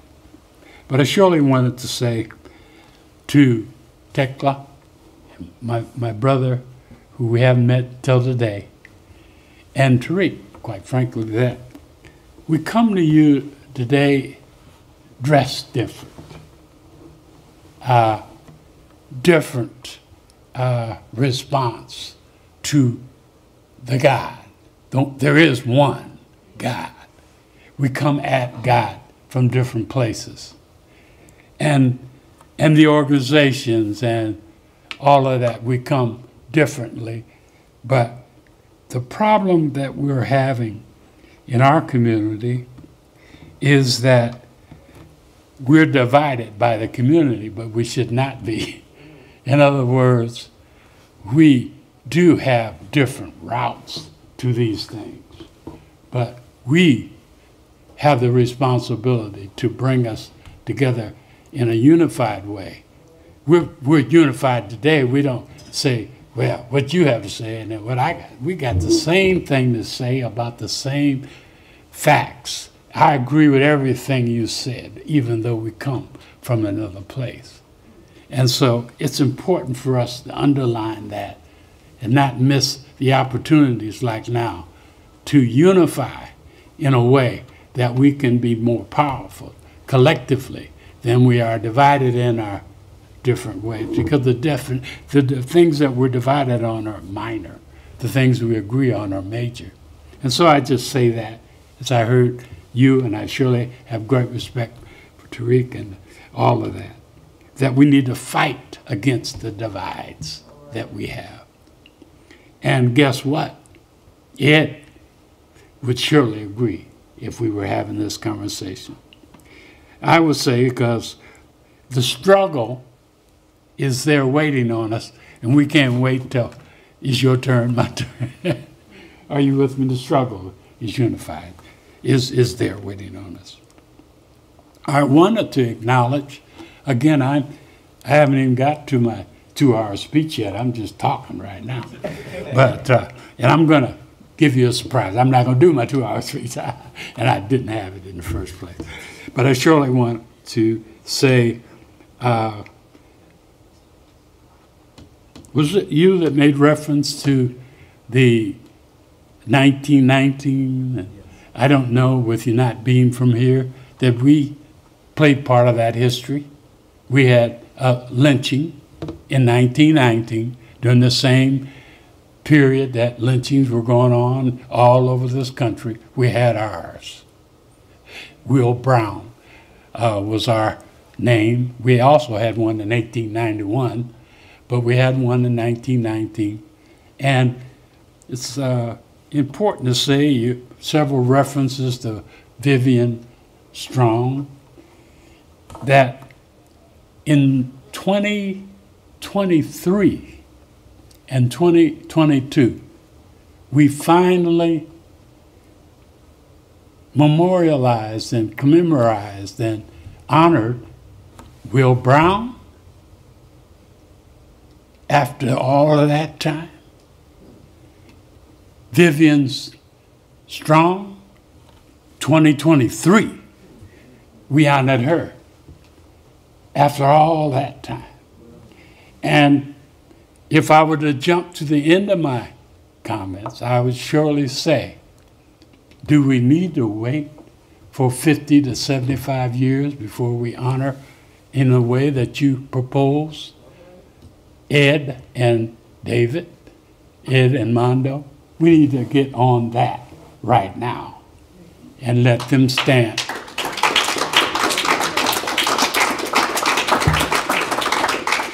I do say that the way these things work in a divine sort of way, there are people who participated in Ed's attempt to release him down through the years. There was not one person that was there. It was a lot of people who came and left, but not angry. Well, they may have been angry, but not for their own personal reasons. It's just time passed, people. And so it's very interesting that we had a kind of a quickie look at that. Ernie was there from the beginning and doing something, but couldn't take it anymore, kind of walked away. Rick, you were there doing another phase. Bob, you were there doing another phase. And some of us, in spite of the fact that I grew up with Ed, I've been involved in very recently with a group of people. Kitron is part of that. Mr. L is part of that. And there was a number of us. It probably was about 15 who worked. Tekla was in that phase also. My friend, we tried to work and get him released. And so I just say that something divine about somebody representing all those different eras were here today. And you kind of understand that that's the level that Ed impacted people through all those decades. I said in my comments that I come to you with a personal, heavy heart. But more importantly, and I mean this sincerely, I feel as if I'm a surrogate to carry the heavy heart of an entire community, not my heavy heart. The heavy heart is the entire community that he came from, North Omaha. So I'm a surrogate. Many of you are too, but I'm speaking. So I'm saying I'm the surrogate for the heavy heart that we as a community carry. I cherish that in this juncture, 2023, we have lost so many assets. Our beloved John Beasley, we lost recently. John Beasley, a great actor. You may have heard of him. He's from our community. We lost him. Beverly Fraser, a name that most of you might not know, but some of you do. Beverly Fraser was a native and a community foot soldier. And now Ed. And of course, we won't forget, I'm talking about recent losses. Vivian Strong, of course.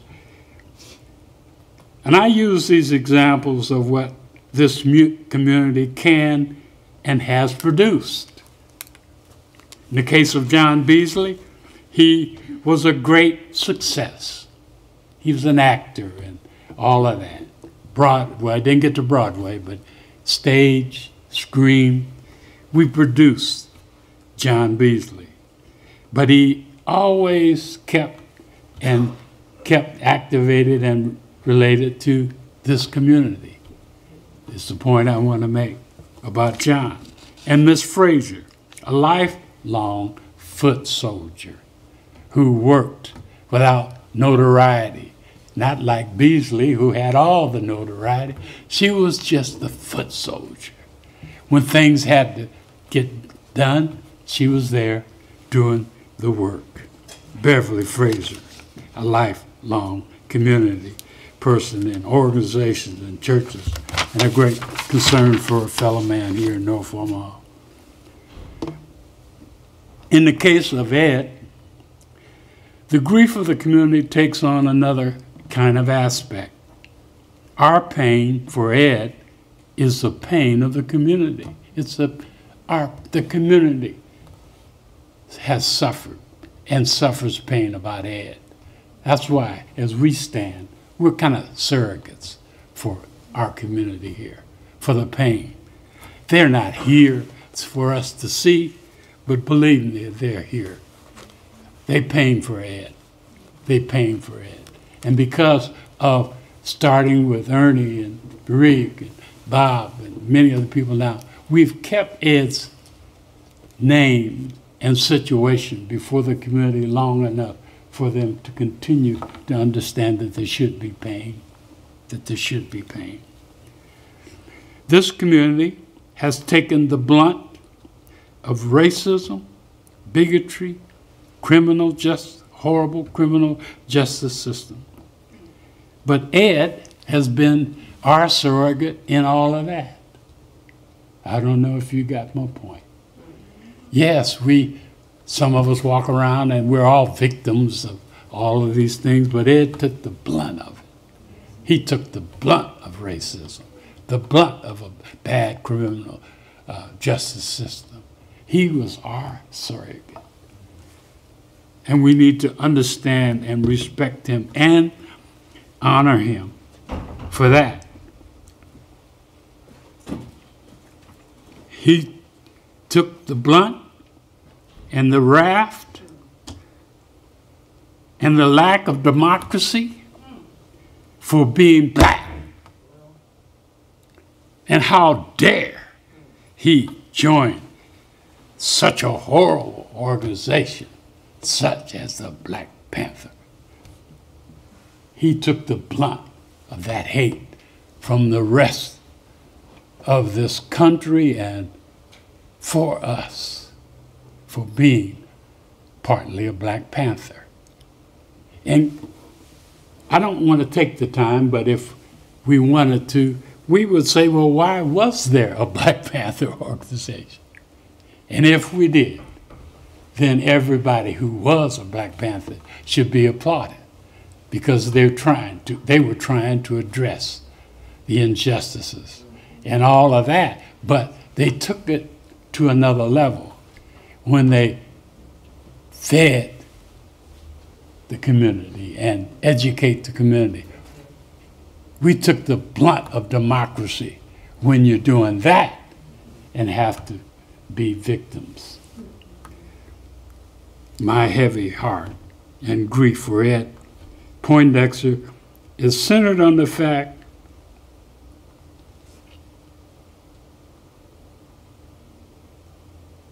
and I grieve on my turn to try to get him released. I grieve because we didn't fix it. We didn't fix it. We didn't fix it.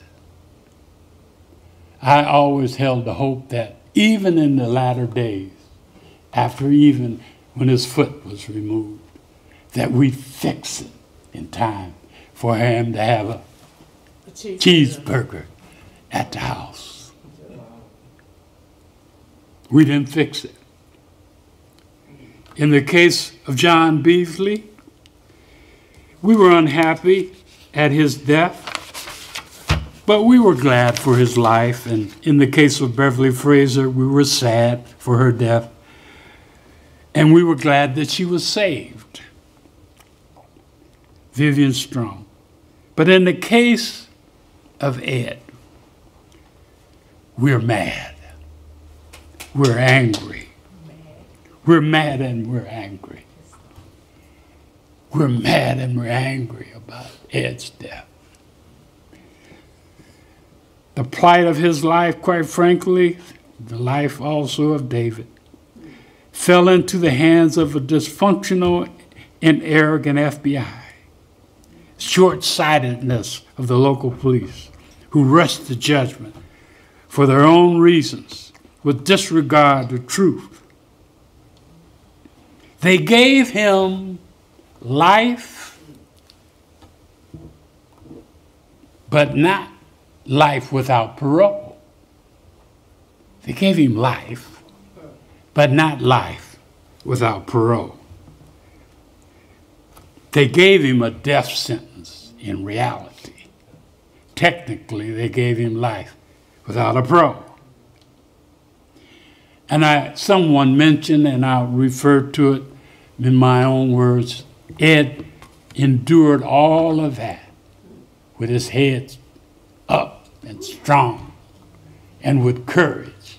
If we would just evaluate him on his prison time, he would be a great man in the eyes of people.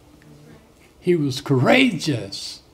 He developed his mind and his body, and yet his attitude was one that you can be so proud of. His attitude.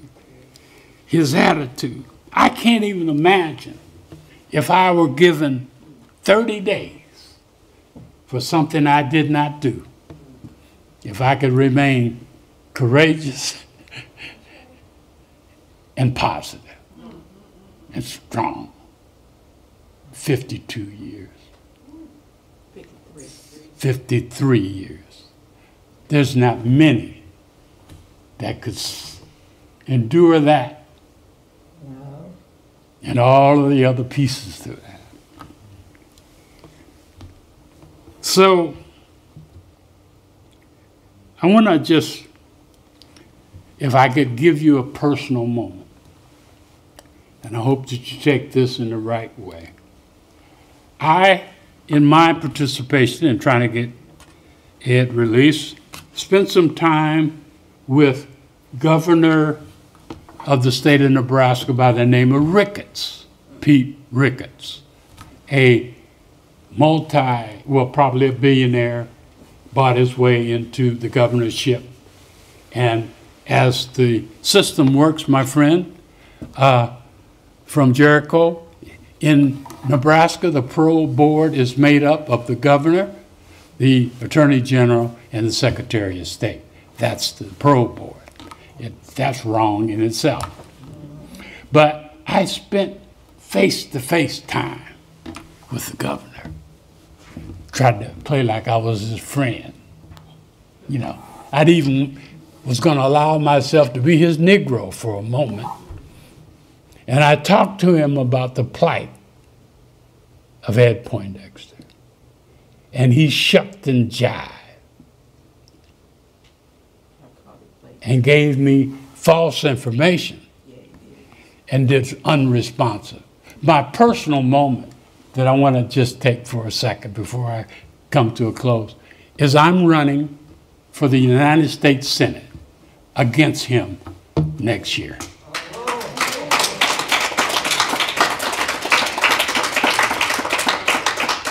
And when we get on the debate stage, I'm going to whip his little hiney about Ed. The people will hear it because they'll be watching him. Some of you, my community, will be watching me. But I'm going to take him the task for his shucking and jiving and not only not giving Ed parole, we could not even give him on the list to be considered for parole. So my personal note is, allow me to whip his little hiney in public on behalf of Ed Poindexter. So as I close, what do we say to you all? We're sorry? No, I think what we say, to affirm the lives of David and Ed, that while we may bury them physically, we should not bury the facts, the tragedies, the inequities of their lives. We cannot bury that when we put the bodies. And so I'm challenging all of us to do, as been said in different ways, to hold them up as our heroes, to put their memorials alongside Vivian Strong and Will Brown and so many others, and their story, and let that story be an inspiration for some young people to say this is injustice, and let them take it up, and let them be the new way for Ed's story to be adjudicated. And then maybe, and I say this a little bit in quotes, his life will be justified if we don't let it die, but bring the story and get it resolved and let the truth come out later than sooner. And I surely want to say that we need to keep him alive, keep hope alive, because the struggle is still here. Thank you so much.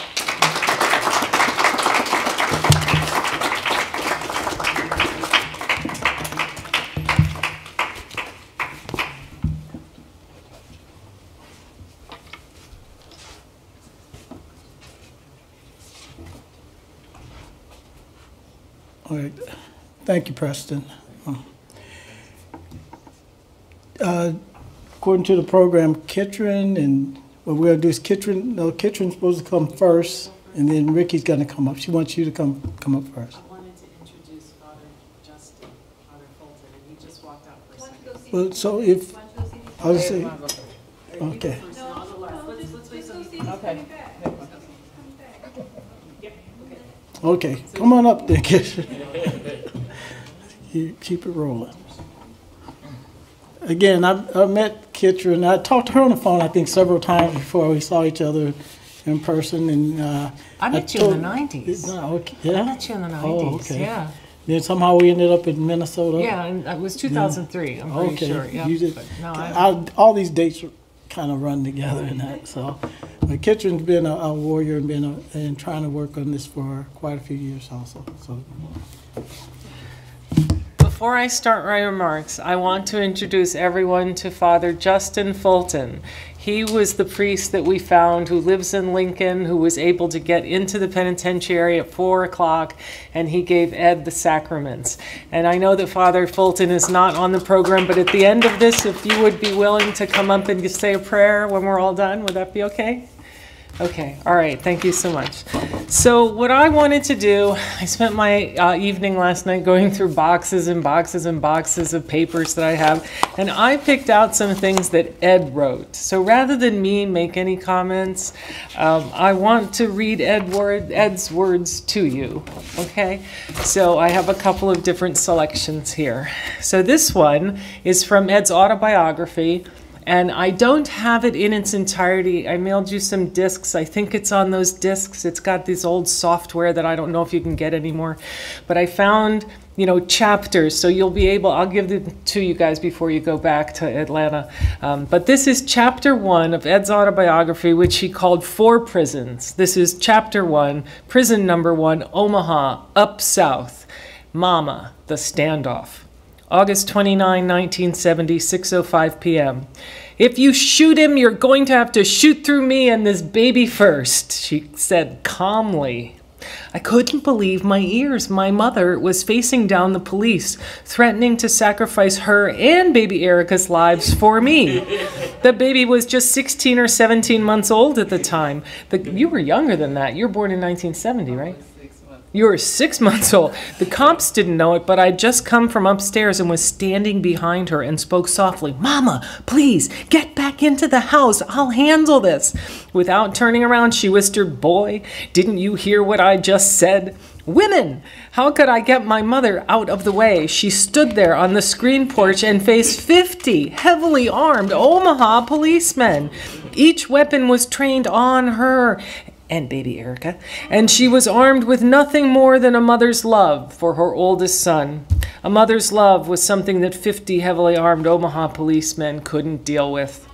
The standoff lasted only a few minutes when the police realized that my mother wasn't kidding, and if they expected to arrest me without incident, they'd have to at least be civil.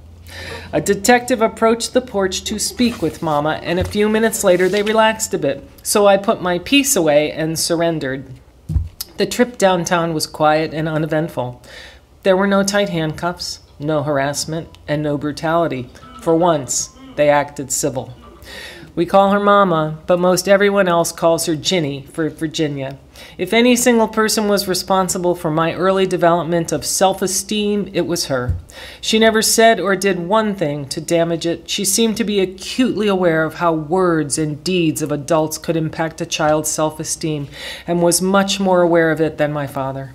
If we were ever failing in school or just got a bad grade on an assignment or a test, she'd always say something to the effect of, well, honey, you're smart, and I know you're capable of doing much better. Maybe you should watch out for those distractions so you can concentrate more. She never yelled at us for making an honest mistake and never put us down. So the next thing I'd like to read to you is something that Ed wrote in 1997. January 1st, 1997, and it is called An Open Letter from Ed Poindexter. I sit at work, contemplating my greatest personal fear of growing old and in ill health in prison. I exhale a sigh of relief with realization that I am neither old nor ill yet. I then contemplate my greatest non-personal fear, that our world is crumbling around us because my generation somehow failed today's youth. Then I relax with the acknowledgement that it ain't all gloom and doom, because the overwhelming majority of us are doing well, despite the powerful and relentless negative forces that encircle us. Then I think about all of my supporters, who include family, friends, and those who don't even know me personally, because they either weren't born when I was arrested or they were around but too young to remember, and wonder what you must be thinking in terms of what it'll take to get Mondo and myself out of prison. I don't have the answers to that thought, but I am grateful to acknowledge receiving the high blessing of having people who care about me and care about justice for all. You are the ones who've sacrificed time away from your personal lives, work, and home responsibilities to effect justice for those who fought for it but lost. This is enough inspiration to keep me going. It's also what I occasionally remind my peers, that a major reason some of us fail in life is because our self-esteem is impacted by the belief, real or imagined, that no one cares about us. Someday at the victory party, we'll all exchange hellos, hugs, and handshakes before appointing designated drivers. I'll probably be one of the last to leave, and as I say goodbye to everyone, I'll tell myself once again, it's really nice to know folks care about me. Thank you for your continued support. Ed Poindexter, January 1, 1997, nearly 26 and a half years of incarceration. So, Ed was not always able to maintain his positive outlook. He was famous for his positivity and his focus on self-esteem. But this is an essay that he wrote that I found the other day. It's written for Norma Alfrecht. She was writing to him. Norma was also arrested at the time of the bombing. She was accused of driving Duane Peak with the bomb from NCCF headquarters to David Rice's house to pick up the bomb and then go to somebody else's house.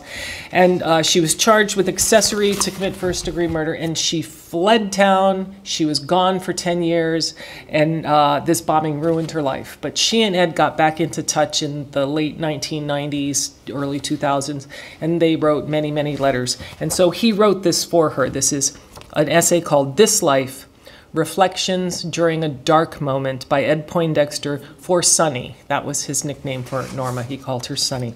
This was written on January 5th, 2000. Yes, I understand.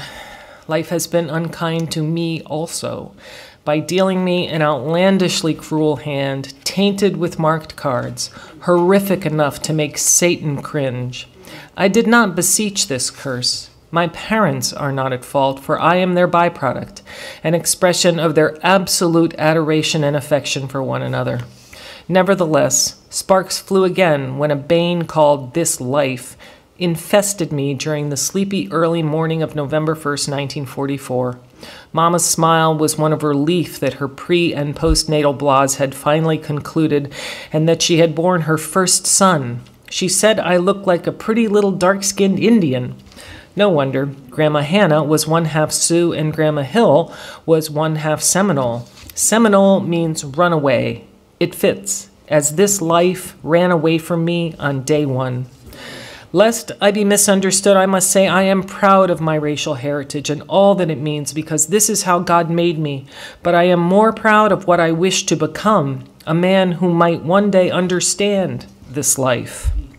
This life that repeatedly spat in my face, then body slammed me into the hard, cold, unforgiving pavement of iniquity. This life that mocked my most earnest gestures of reconciliation with the dark side of my being. This life that heaped upon me that which I would not heap upon my arch enemy. This life that scorned me mercilessly and relentlessly, taunted and goaded me during my most defenseless and mournful hours. This life that kicked me in the teeth with the steel toe of undeserved despair, misfortune, and pestilence. This life that snatched away my almost everything I held dear during times when they were endeared the most, including my father, when I was only 8, a mere little man studying how to become a grown man. Daddy was visited by mortal throe at 26. I came to prison at 26. In a perverse way, we both died at 26. But I continue struggling to tear myself away, renewed from Phoenix's ashes. Why this life regards me with such disdain, I do not know. Yet I continue to rise, never to relinquish control to my angst, to thrive and flourish as this despised life continues squirming inside me. It is one more unanswered question of the puzzle within a puzzle within a puzzle within a puzzle ad infinitum and ad nauseum. Certainly this life must mean something, else why would we be here? Certainly we cannot be the brunt of some mean-spirited cosmic hoax. Then should I ask why this life has done this to me? Or should I ask, what have I done to my life? Does the agonizing reality of my not having been afforded an opportunity to start off this life on equal footing have any bearing on the greater question? I have heard that it does not. Yet I continue to rise, because if for no other reason, it feels good to acknowledge that I am taking the initiative to furnish my own life with meaning, while snubbing the scourge that set upon my life on November 1st, 1944. I have learned that even though life and death are mysterious, and answers to this life's harsh realities have eluded and baffled our greatest minds for centuries, there is still something about the greatly anticipated unknown outcome of this life worth having faith in. The mere thought of what lies on the other side imposes a bittersweet smile upon my soul. If this is air, I will take a measure of solace in acknowledging that I have erred on the side of blind faith. Despite this life's callous and malignant demeanor towards me, still I am glad just to be living, breathing, thinking human being, one of God's many children, and that alone is good enough for me. I have to get some water because I have postnasal drip and I'm choking, so I just need to grab some water.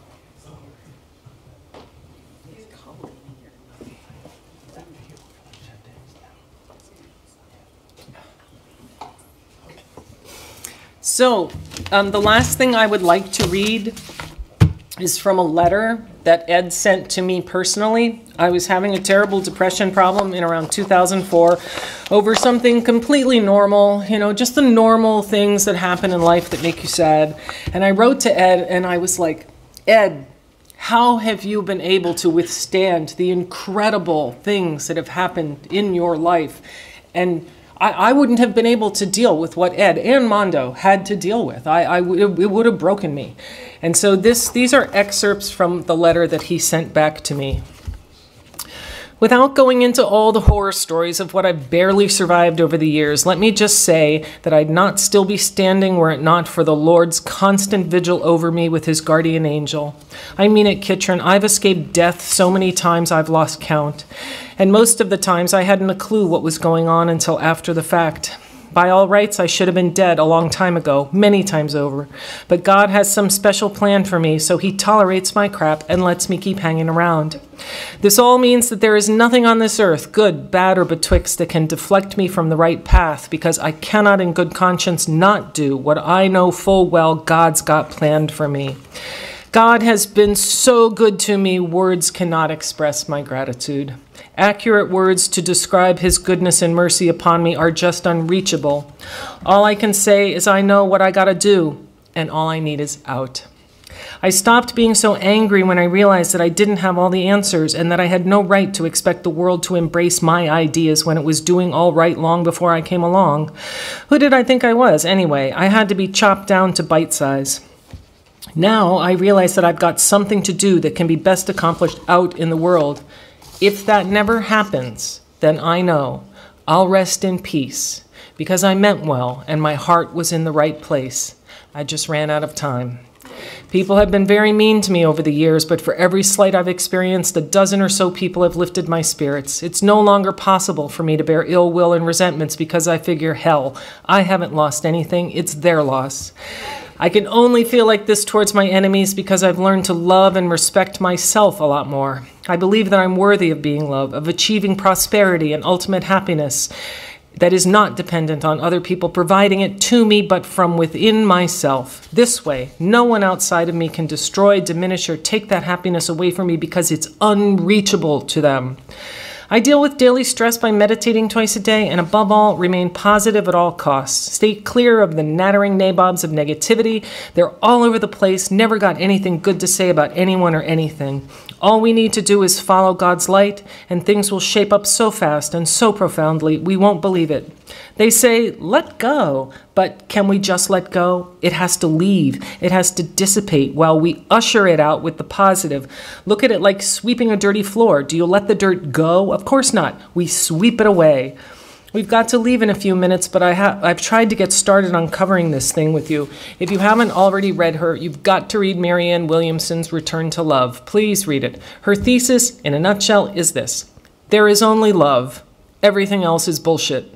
At least, that's how I put it. Love is like spirit. It cannot be augmented or diminished. It is pure, it is perfect, and it just is. It's sort of like, how do we know when we've looked into the eyes of God? Oh, we'll know. We'll know. So let God's light guide you and learn to truly love yourself, for you are worth being loved.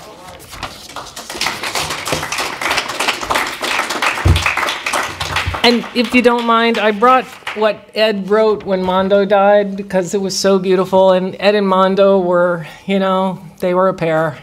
So this is what Ed wrote. It's called his Ode to Mondo. With a heavy heart but a lifted spirit, I am proud to declare that Mondo Walonga and I were the very best of friends since a chance meeting in late winter of '69-70. But when I transferred to the Minnesota prison system in 1979 to pursue my education, we were held incommunicado for 27 years.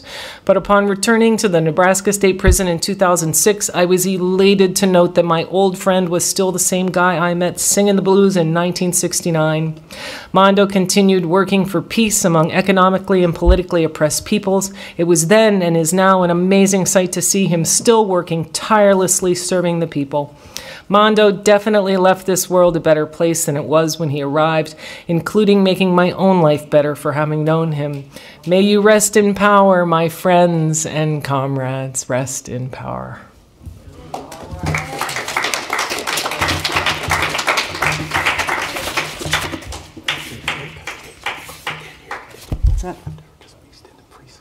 Yes. Thanks a lot, Ketrin. I hope all y'all feel like I do after hearing that Ed, they got to get all his notes together. He must be published. That there's so much still there to be that other people can learn from and learn to get to know Ed better. And so hopefully everybody involved will see that that happens. Okay, Erica. Ricky, Ricky needs to come up and after how we're gonna work this is after Ricky speaks, then we have I forget your first name, but the priest will come up and close out. So I already told Erica don't throw any bricks. Hello, everybody, and thank you guys for coming. I am Erica, Ricky, Edward's niece, and Uncle David's niece, and this is my mom, Adrian. Everybody always tells me not to be so passionate and not to have so many feelings. That's why he's laughing at me, because I get mad. But I just want to thank everybody for just being here with me. Like Tekla, Bob showed up. I mean, just anything I needed, these people were here. We were on them calls with Preston once a week. I mean, I just knew we were going to get them out. I just knew it. So it's hard for me not to be angry because I had to go to school and pass Law and Justice, but understand that Law and Justice didn't apply to my family. So that was very hard within itself. And then I was raised by Uncle David and Uncle Butch. I would get chastised over the phone from the prison from Uncle Butch. Like, my grandmother did not make it seem like he was not a part of our family. We had a prayer we said every night on our knees to bring Uncle Butch home. And he also made sure that we didn't grow up as angry children. When I say we, it's me and my sister, who passed with my grandmother, but me and my sister, Kiana McKeeva, and I'm Erica, after Erica Hutchins. And Makiba, she told me the name of Mary Makiba is who my sister was named after because my Uncle Butch named the both of us. The last time I saw Uncle Butch, me and my mom went to see him. We got a special visit in November, and he still was scared of the police. I asked him if he came home, would he come home to me? He said, Ricky, you know the police are going to harass us. I said, Uncle Butch, do I look like I'm scared of the police? I laughed because my grandma used to call me Little Ernie Chambers because I had such a big personality. So listen to him talk. I am who I am, and I'm all that I am because I cannot be silenced or quieted. But I feel like we saw him through it. I mean, because he is now free. He didn't have a life in that prison, you guys. He didn't have a life. That wasn't a life. And to still be able to feel the fear in him when I saw him in person breaks my heart. And I was told by a guard when we went to see him, the last time we saw him, right before his passing, that he was asked, would he want to come home to hospice? And he told them no. And I believe it's because he thought he was still scared that we would be harassed by the police. Like I said, I just wanted to come up and thank everybody that stood with me and stood beside me, and Mr. Vertle for coming up in the end and helping me out to get to see my uncle, because when you sent your email and said he was in hospice, I woke up the next day and I told my mother, get dressed, we're going to the prison and we're going to sit in that lobby till they let us in. And so we got dressed, we drove there. I got nervous. I stopped at a gas station. I said I didn't know if I was doing the right thing. I didn't know how they were going to treat me. I didn't know how militant I was going to be, because I don't mind being militant. I didn't know what I was going to do. But it wasn't even that hard. We walked in, they were so respectful. They let us in. They said, let me go talk to the warden. They came back. He said, okay. They walked us down there. And he grunted with his response was a grunt. And so we knew that he knew I was here. I said, do you see Mom? He grunted. I said, do you see me? He grunted. I asked him to open his eye. Well, he opened his eyes. And I said, oh my God, you see me? I said, see my mom. And I helped her stand up. I said, look at her. And he opened his eyes and he kind of smiled. I said, look, Uncle Butch, I fix people. You could have came home and I would have fixed you too. And he kind of smiled. Then he kind of started crying, and I wiped his tears and I kissed him all over his face. And I said, don't you cry. I said, because you're going to go to sleep, and sleep is amazing. I said, and they got you on good drugs, so you just go to sleep. I said, and when you wake up, you'll see your mama and my sister, and you tell them we miss them. So we were able to send him home beautifully. He didn't go home by himself. And like I said, all I have to say is thank you, and Kitchener for not letting it die, because we have gone back and forth. But that is my sister in my heart, because boy, we go back and forth. And Tekla for staying on the phone with me on many occasions, and Mr. Bartle for answering the phone, and every time we asked the question, he got the answer for me. And, you know, everybody else that was involved. But anyway, I'm just proud of myself because he was able to see his sister Stan, and he was able to see us before he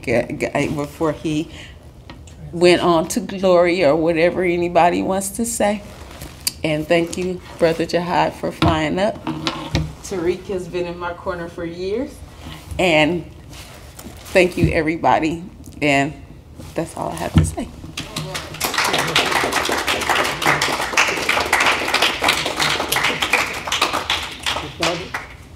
We're going to close out with an ending prayer at this time. So.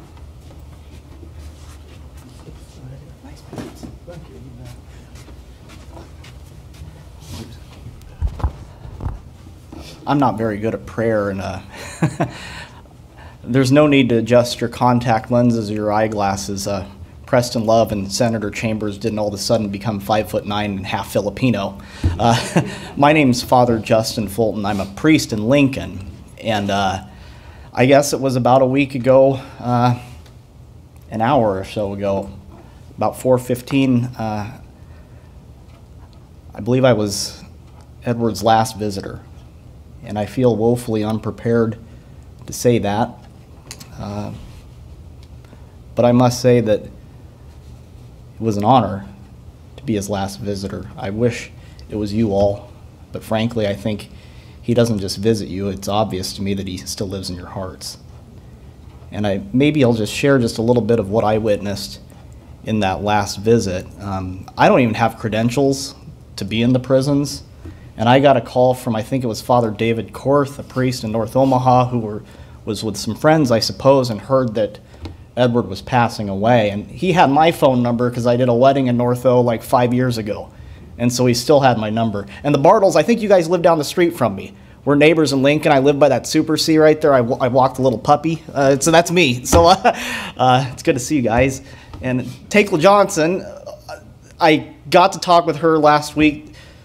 In a decade called the early 2000s, I was a student of hers at the University of Nebraska-Lincoln. Lurthan Dorsey was the professor, and I was just a zit-faced finance and marketing studying guy. And I remember her name, and to see how all of this stuff has been orchestrated, I would think by Edward, is proof that he is resting in power, and his best work is going to continue from heaven. But anyway, I get this random call, and I end up calling. I talked to Father Korth, and I'm like, okay, we'll take care. We'll figure out how to get in there. And I don't have credentials to get into the prisons, so I call the one guy in Lincoln that does, the Catholic priest that does. Well, of course, you get his voicemail. And at this point, I'm like, screw this. This man's dying. I'm going to get in there somehow. So I loaded up my 2013 Hyundai Sonata, and I drove out there, not knowing if I was going to get in or not. Kitron, I think I made a call to you, and you greased some skids in there, and I didn't even know. I mean, I parked in a visitor parking lot, and all I saw was barbed wire and concrete. I knew I probably had to walk in some direction to the south because that's where the guard's tower was. That's kind of where I walked, and then I called you again, and now turn to your left. There should be a button, and that's why I hit a button, and before I knew it, I was in, and then I hit another button, I was in. And then I will say that the authorities there were respectful. They had heard that there was a minister coming, and they were very kind, and you could tell that they actually cared for Edward because they wanted to take care of him too. Probably can't say that in public, but you could see it in their faces. And so I went through like what seemed like a maze, and then went back to the infirmary, I think, and then it was the jailer and myself. And then the jailer made some phone calls, and I got in. And he was non-responsive, but you knew he was there. And so what I did is I gave him the sacraments of the church, which I always keep these. We have holy oils. I always keep in my right pocket, and he was the last one that I gave these oils to. But I said a prayer, and I anointed his head, and then I anointed around his wrists. And I could tell when I anointed his second wrist, like his hands were kind of tense, but then all of a sudden they just relaxed. And you could see that there was some peace there. And then I kneeled and prayed for about 5 minutes on the ground right next to him, and I could see he was kind of a little bit, he was grunting. And it seemed like he was trying to reach for my hand, so I kind of held him for a while, for a couple, 3 minutes. And again, it was a relaxed hand. And I kind of whispered some things to him, and then I kissed him on the forehead, and then he again kind of let go, and then that was it. And I have to admit, it shook me, and it still shakes me. The hairs on the back of my neck are kind of hitting a little bit. I think, dare I say, he lived like Jesus. Unjustly condemned, rejected by his own people, alone, abandoned, frankly, somewhat naked, derided, bruised, defiled, spat upon. Yet I think he found some peace. And in reflecting just over the last week, it's still on my mind, and it will be until the day I die. We look for peace everywhere. We try to find it in alcohol. We try to find peace in money, worldly pursuits, fame. This man had everything taken from him, and somehow he found peace at the end.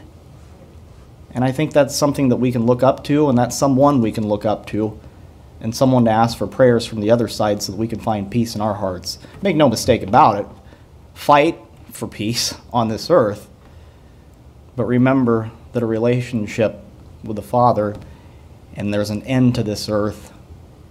And to me, when I sensed that he was at peace, it was as if the body was passing away, but the soul obviously was going to live on. And we have a tradition in the church, I'm not a Baptist, so I don't know my Bible that well. I think it's 1 Corinthians chapter 2, verse 9. Eye has not seen and ear has not heard what God has ready for those who loved him. Eye has not seen and ear has not heard what God has ready for those who love him. I work on analogies because I'm not the smartest guy in the world, but I think Ed had been in that position where he was at last week before. He had to trust that he was made for a world beyond this one. And all of us have been there. You know, if you think about it, use the analogy of a baby inside of the mother, fed, warm, safe, secure. Yet that baby wasn't made to be inside of the mother. They have to trust and be pushed out into a world that they know nothing about. And how would you describe to a baby inside of the mother what it looks like on the streets of North Omaha in the 1960s? Or how would you describe the pop of a catcher's mitt hitting? That sound? Those ears were made to hear that sound. Or how would you describe to a baby inside of the mother that you aren't meant to just be there and eat? You're supposed to come out and eat a cheeseburger. Describe the taste of a cheeseburger to a baby inside the mother that has no idea what the mouth is actually used for. But if we could take that analogy, then we can find hope, and we can look to Edward because he is trailblazing the path that we each are on. That we are made for another world, and eye has not seen and ear has not heard what God has ready for those who love him. He's there now. He's there. And his greatest work continues. And he's united to you all. And somehow he touched a boy's heart from Auburn, Nebraska. That's where I'm from. And actually, I called my mother. My mom's from the Philippines, and I'm going to go with her in a couple weeks. She hasn't been back to see her family since 1989, and I've never met my family in the Philippines, and we're going to go there. And I said, I met this guy named Edward Poindexter today, and my mom said without a beat, that's the guy that got shafted. And it struck me, you know, and it's just, my God, he's touching hearts, and he's doing that from the other side. You know, I do think that he lived like Jesus, and Jesus lived in him, and he's someone that I'll look up to, and I just want to say thank you for allowing my life, all of you, to allow my life to interlope with his. It was very, very touching. And I will promise to pray for him every Sunday, our Lord's Resurrection Day, until the day I pass away myself. And if there's anything that I could ever do for your family, I kind of want to take the collar off. And I'm the registered nonpartisan of the family, and I wouldn't mind getting back into the political game, but I can't. I'm called for something else. But it's amazing to see your guys' spirit and to see how he's connected all of your lives is truly touching. And you'll have a friend in me because I think Edward is a friend to myself too. And he's still teaching lessons from beyond. He must have gave me some self-esteem there because I had none of that prepared and it just kind of shot from the hip. So his self-esteem class is hit. And if you all don't mind, maybe I'll just share a prayer that's become one of my favorites. And we'll make this prayer for Ed and everything that he endured and ask him to look after us as well from the other side. This is entitled A Litany of Thanksgiving. For all you have given me, my God, I thank you. For all you have withheld from me, my God, I thank you. For all you have withdrawn from me, my God, I thank you. For all you have permitted me, my God, I thank you. For all you have prevented me, my God, I thank you. For all the sincere friends you have given me, my God, I thank you. For all you have forgiven me, my God, I thank you. For all you have prepared for me, my God, I thank you. For the death you have chosen for me, my God, I thank you. And for the place you are keeping for me in heaven, my God, I thank you. for having created me to love you for eternity. My God, I thank you. My God, I thank you for all things, and may I live and die thanking you. Amen. Eternal rest grant unto him, O Lord, and let perpetual light shine upon him. May his soul and all the souls of the faithfully departed through the mercy of God rest in peace. Amen. And until we all meet again, may God hold each and every one of you in the palm of his hands, and God bless you.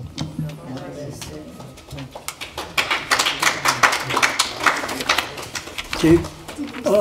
What hasn't been done today? I think there's other things on the program here.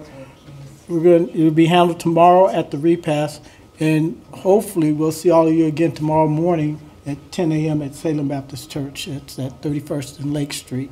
So again, thank everybody for coming out today, and we'll see you tomorrow.